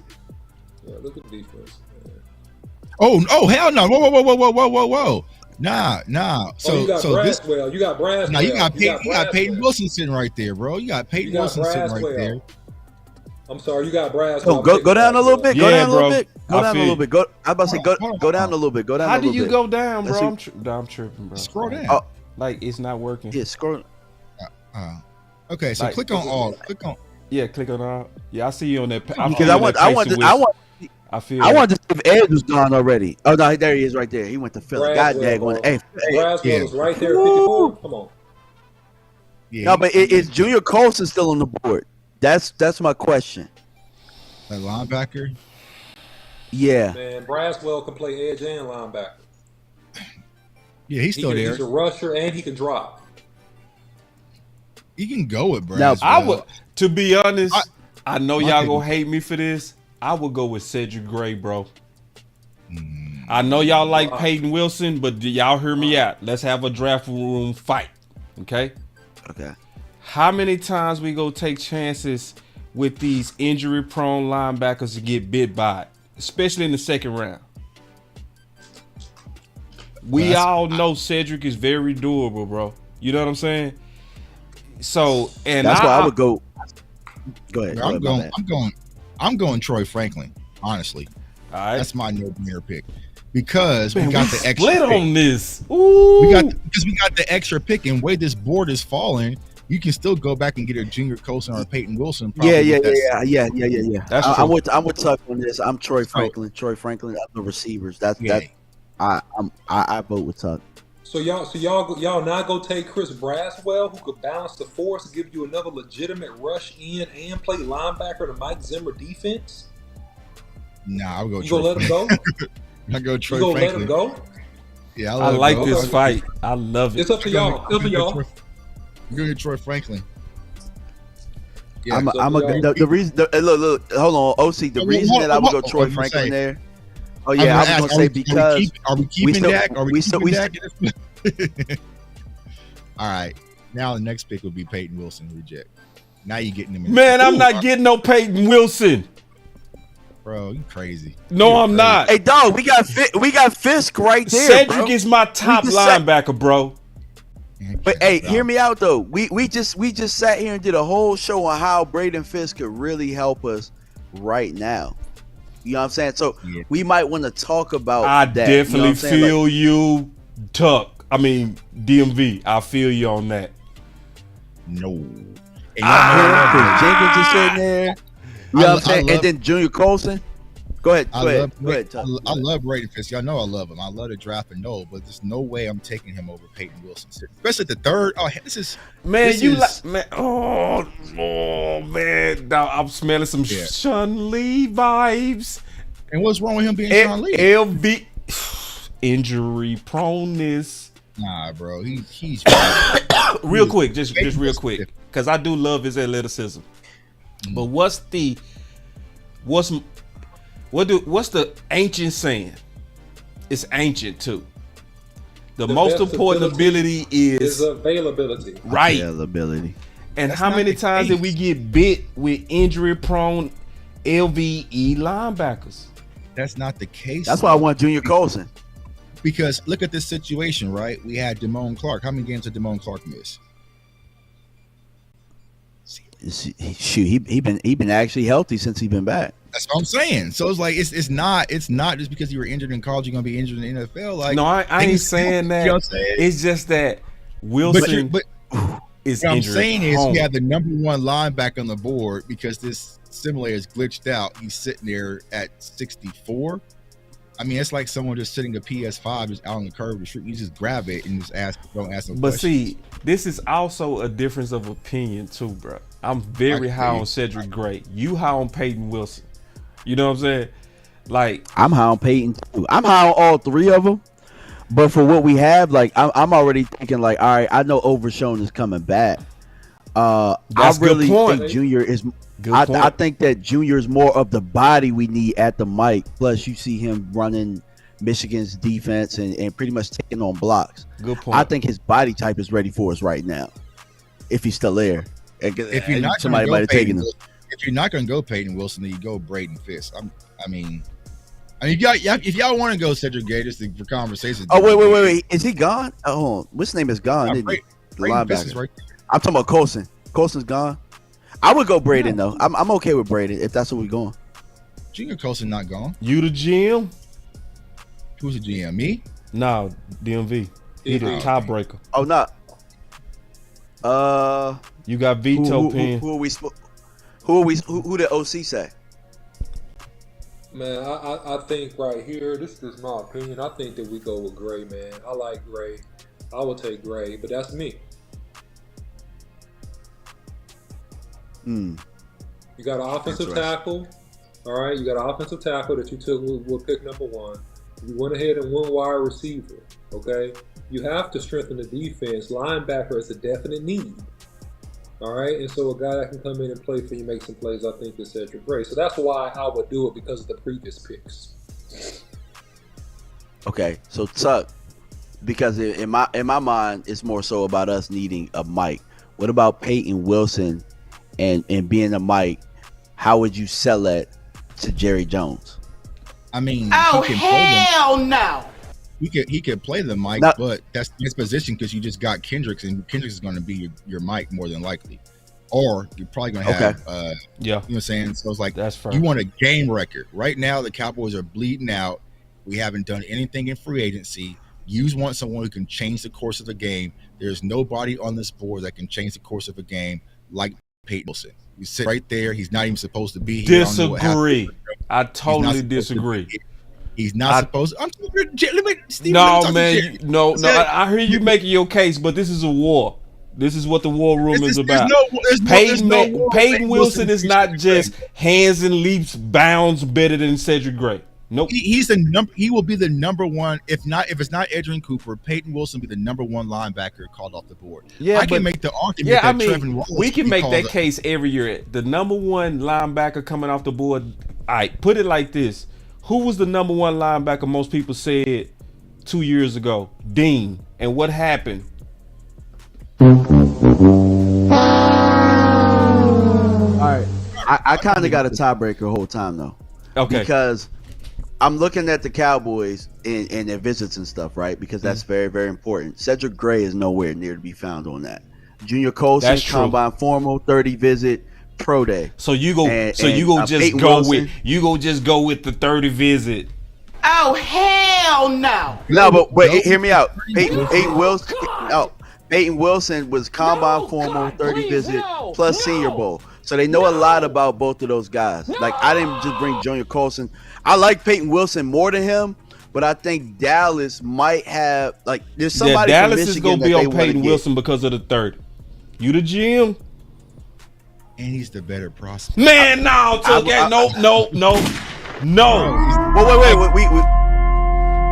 We got the extra pick. Dallas makes these moves, dog. Peyton Wilson's the pick. There we go. Thank you, Jerry. That's a Jerry pick, bro. I had to go with No, Jerry that's true. guy. You didn't have to go with that. You could have been independent. You could have but hey, also guys, I did what I supposed to do. I fought for my guy. That's what I would do in the war room. Real talk. I will fight for the guy. If it was up to me, I would have got Fisk.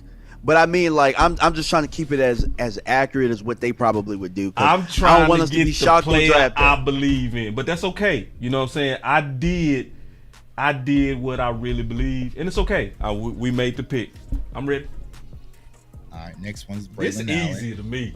We can make this. It has to be Allen all the way on this, man. This is a safe pick. Yes, it's Braylon Allen for sure. Let's go. It's Braylon Allen for certain. 30 visit, combine formal, sending the card. There it is. No fighting on that. That was cool. Yeah, man. This is what you're supposed to do, man. In my opinion, you fight for what you believe in, and that was a guy that I really like. So I had to fight a little bit. I'm back cool now. Everybody friends. All right, here we go. It's gonna get ugly now. This is where it get crazy. Yeah, here we go. Now I would be very aggressive BPA here now. You know what I'm saying? Let me look at offensive tackle. Yeah, you look at traits stuff. Yep. Yeah. Offensive guard. Look at center. Is it center? Yeah, center. This is probably a good spot. Yeah, this is a really good spot to get a center, in my opinion.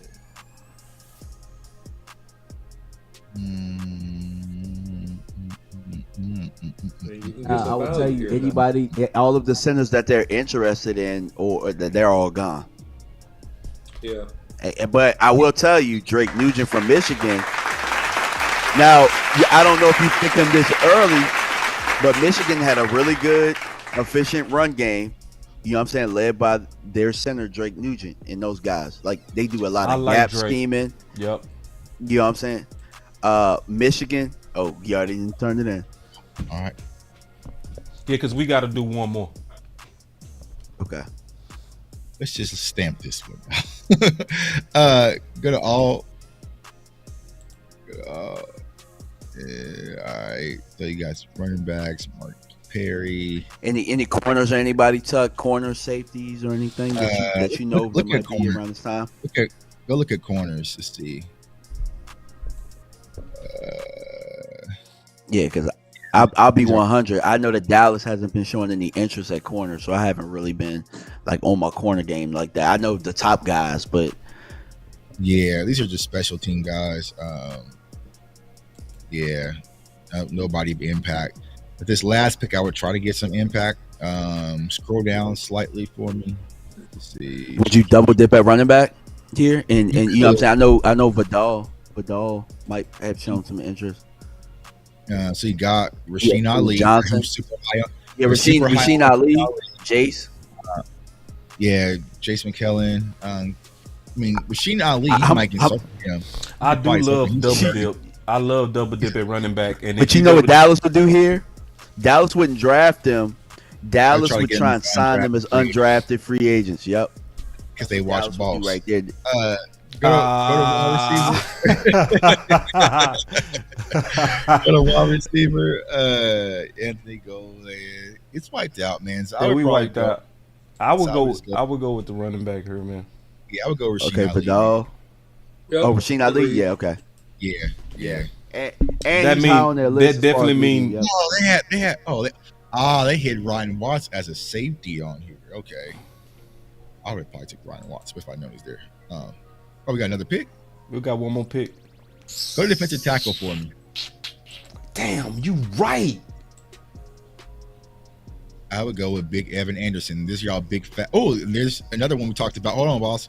Fabian Lovett out of Florida State as well. He's sitting there at 330.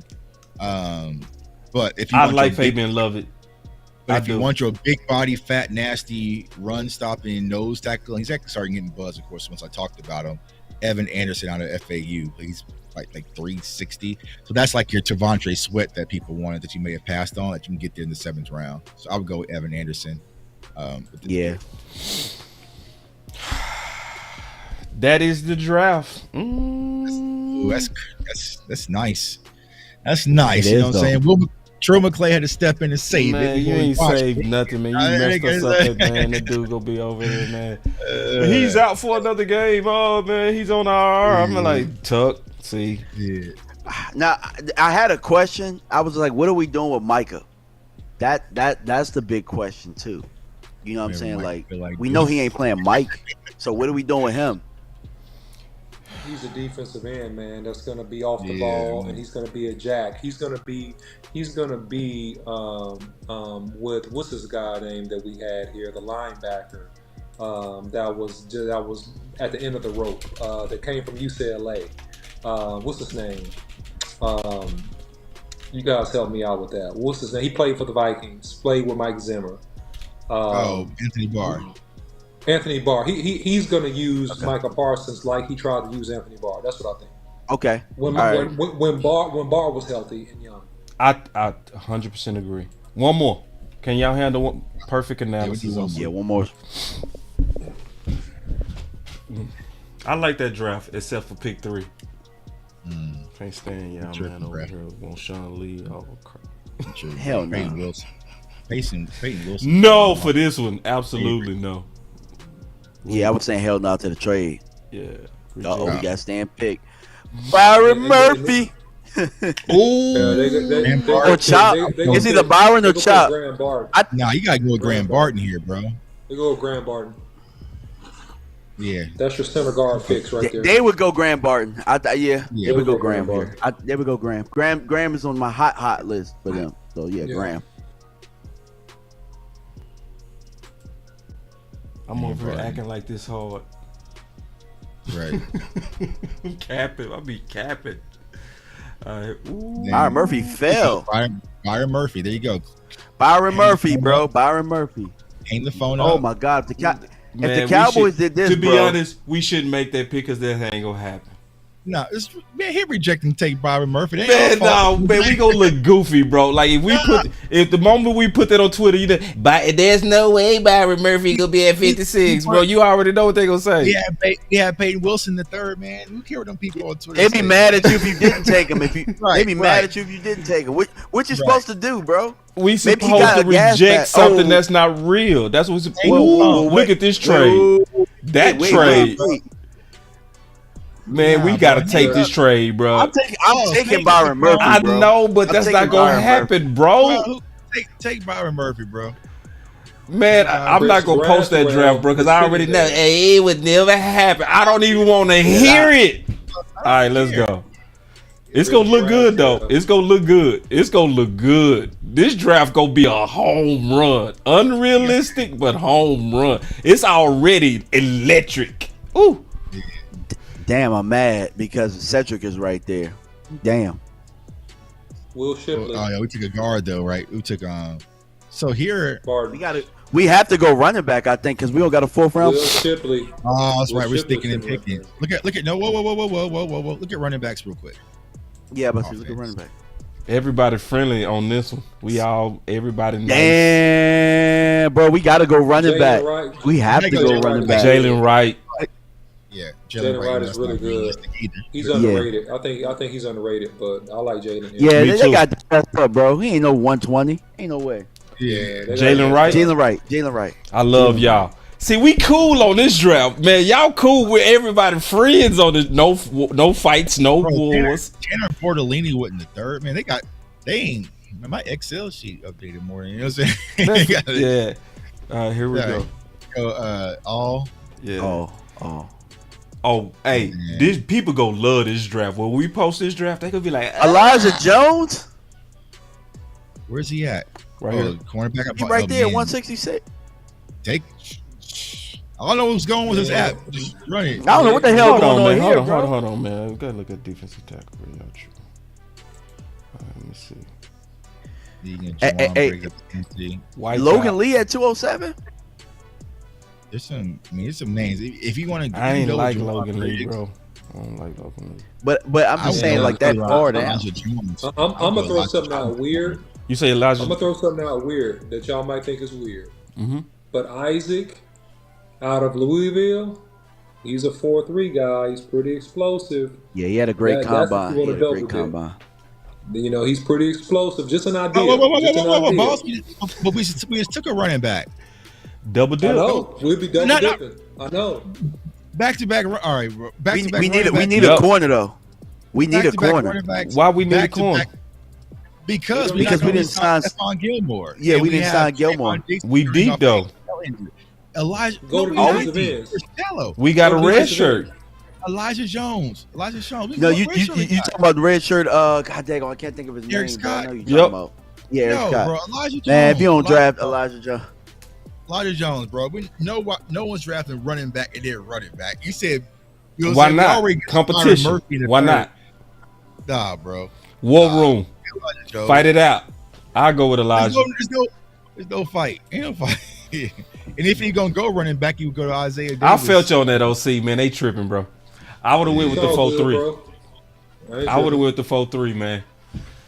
Yeah, man. You know. They so all scared. Right, so now you got. I'm just talking. I'm just playing with y'all.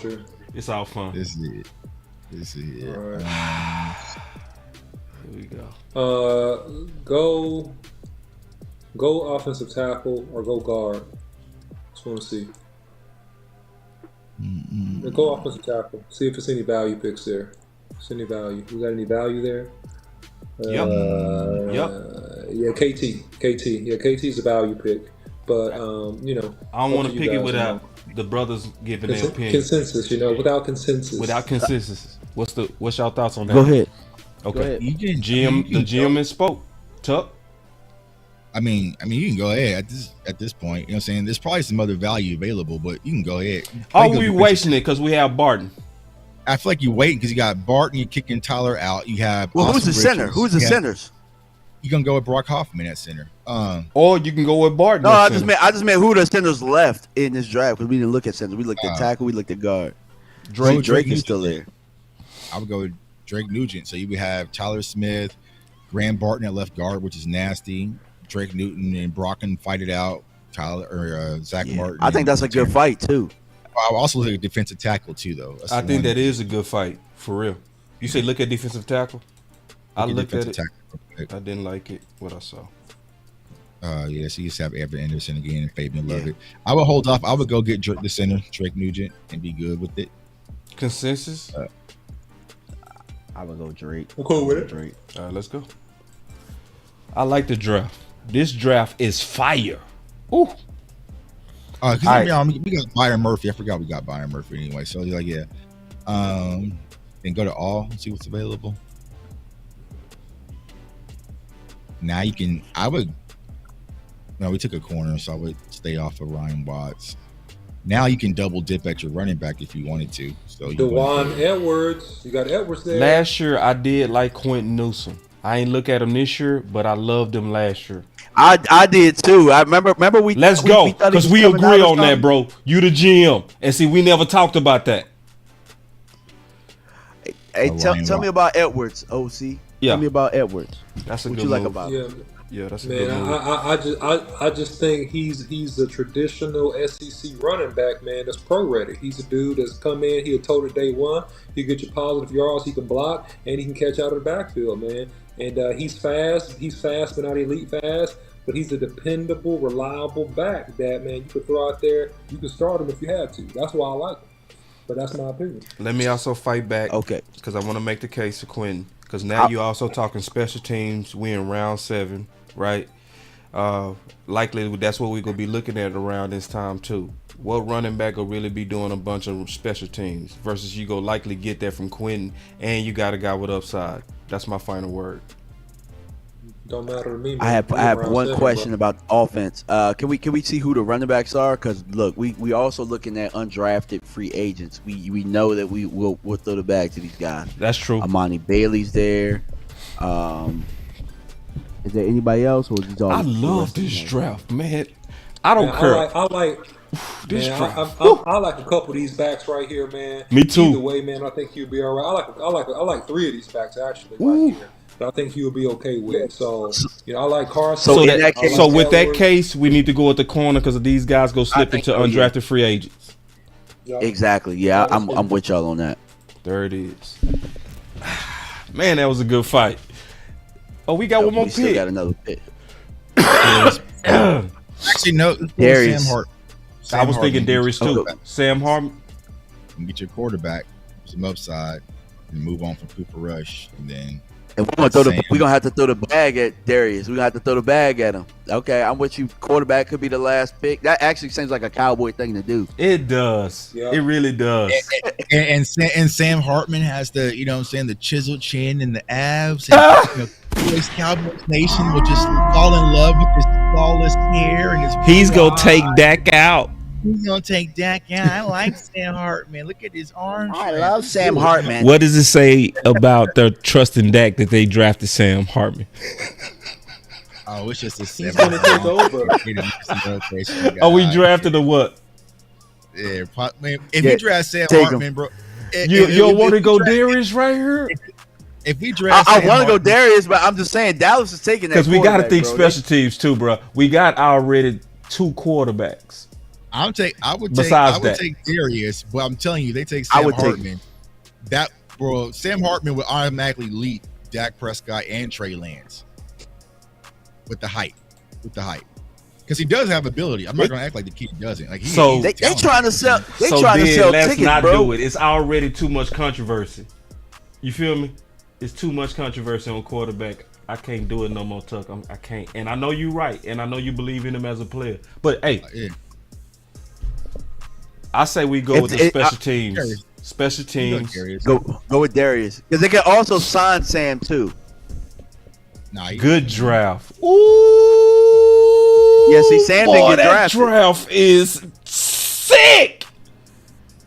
We ain't getting no receivers at all. Hey, but we got some good players though. Ooh, we got us some good old players. All right. All right, let's go around real quick on these final words. So, let me start. So, final word. I'm really afraid that Dak might not be a Dallas Cowboy. I think OC right. If that was to happen, they go try to sell it to us based on the cap. It's going to be a bunch of lies. I think we're going to lose a lot of fans. And it's going to be very frustrating. In terms of a defensive tackle, I can't believe we over here waiting on somebody to get fired from another team to fill that need. I think you right, DMV. It's going to be one of them. We force Gallup out there with that bad knee. They go force Mozzie out there with that bad shoulder. But I think we did a good job of the draft. And that's my final word. My boy beat over there. God, I beat up, bro. That's the worst fighting word I ever did in my life, dog. That's the worst fighting word I ever did. Y'all be cool. You know what I'm saying? I ain't never did a fighting word that trash. Go ahead. Well, no, man. The Cowboys have an opportunity to, improve depth and get a few players that could help the roster, not save the roster. And I think that's really important for us to understand looking at this year's draft. Dak Prescott, is the best quarterback for the Dallas Cowboys that will take all their stuff and still potentially go out there and give you a great product. If they don't handle Dak Prescott right, this season is toast. and they will be blamed heavily for their transgressions. And so at the end of the day, man, it's in their hands, and we'll just wait and see what happens, man. That's my final word.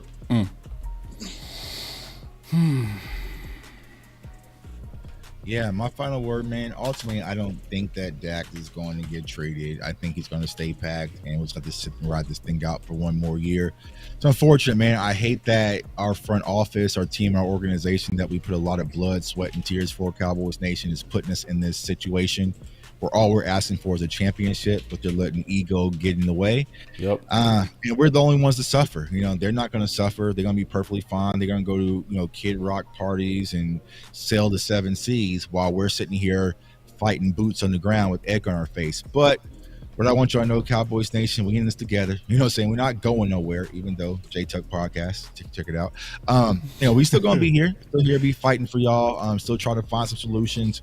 Hopefully things turn the corner after the draft, but hold on tight. Like I always say, it's not about the team, what they do on the field. Cowboys Nation is what I really do this for. I do this for y'all. The game is just extra for me. So we'll continue to rock. We'll continue to support, do what we do best, and I'll see you on the other side, man. It's my final word. Boss is dead. Tomorrow, doing a show with my guy Wanya is going to stop by, me and T Parsons. So y'all check into that, man. Because I'm gonna ask him some questions. You know what I'm saying? I'm gonna try to get some questions out and figure out what the hell's going on in Dallas. And so definitely tune in that 6 o'clock tomorrow. Shout out. Yeah, y'all definitely make sure y'all support that, man. I know Tucker, you gonna do a good job on that interview. I'm excited. I'm gonna definitely be tuned in, man. Be looking for me in that chat for sure, man. Good job on that interview, bro. Appreciate it. Yeah, man. I'm just telling y'all, hold y'all chin up, bro. Look, this front office scary, bro. They ain't making that move. Oh, and even if they tried to make that move, even if they try and make that move, Dak gotta agree to it. And quite frankly, I just don't see Dak moving because they gotta come up with some chips and dip because they didn't kick the can down the road so far, and they can't run away from it right now. The only person who can bail them out for a trade is Dak, and I'm pretty sure Dak gonna stay get his chips. Then next year he gonna do the Kirk Cousins model and get up out of here if that's the case. You know what I'm saying? Dallas has been tiptoeing for 30 years, bro. They ain't never been all in with nothing. They've only been, you know what I'm saying? Their win right now is putting together a roster that's competitive. That's it. Because they're too afraid of what's going to happen to the bottom line. I'm looking into the camera right now because I know they're bluffing. Everything they're doing is bluffing. This all-in thing is bluffing. The only thing they're not bluffing about is everybody's on a 1-year contract right now. That's the only thing they're not bluffing about. And next year they have $100 million to spend, so maybe things could get a little bit different. Maybe they'll bring in a quarterback of their choosing or something like that. But right now, Dak Prescott ain't going nowhere. All they're going to do is go get a lineman that has position flex and do exactly what they've been doing the last however long Will McClay has been making draft picks. They're going to be conservative like always, and Dak ain't going nowhere. That's my final word. It made me feel a little bit better. I'm lying. For real. Great final word, fellas. Great final word. I felt like Big Game James that time. It wasn't that something that What he you was saying? mean? What you That mean? sounded just like Big Game. No, you didn't. No, man. Big James be going crazy. You was like kind of positive, you know what I mean? You was kind of like I wasn't positive at all. I just called them what they are. Like, look, bro, y'all ain't doing jack. Y'all ain't doing nothing. From that, yeah. Y'all gonna do what y'all been doing. Oh, yeah, from that, yeah. I see what you're saying. Yeah, absolutely. And if it was up to me, all right, so next week we on center.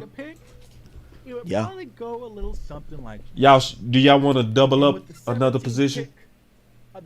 We got one more week. Guard. I guess we can go center. Did we go guard? We didn't do guard, did we? Let's do center guard. Okay. That's cool. Yeah. That's the last week. Let's go.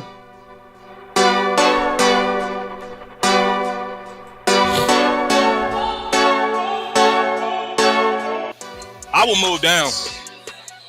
The smart thing would be to move down, but the Cowboys historically don't. Boss could be a trade down here with Justin. We got to trade. We got to trade. BossCowboySports in the OC. We got to trade. I said this the place to move. We were just sitting here talking Justin Fields. I said it loud and clear. This is the place to move down. Go hard, or go home. Go hard, go hard, or go home. Go hard, or go home. Go hard, or go home. Touchdown like the end zone. When the circle turn to my home, can't get me out of my zone. Go hard, or go home. I love Parsons as a rush defensive end, right? If you draft him and you put him on the end, turn him into another DeMarcus Ware. Let him rush the quarterback, get upfield, and create damage to the other opposing offense. We got the pick. Man, here it is. We got the pick. Yeah, this gotta be Parsons. Like, Parsons the best player available. Go home. Yeah, these championship rings on my hands now. In my head, I'm top 10, yeah, that's hands down. You a squad, now you're looking man down. Funny how foes turn to friends now.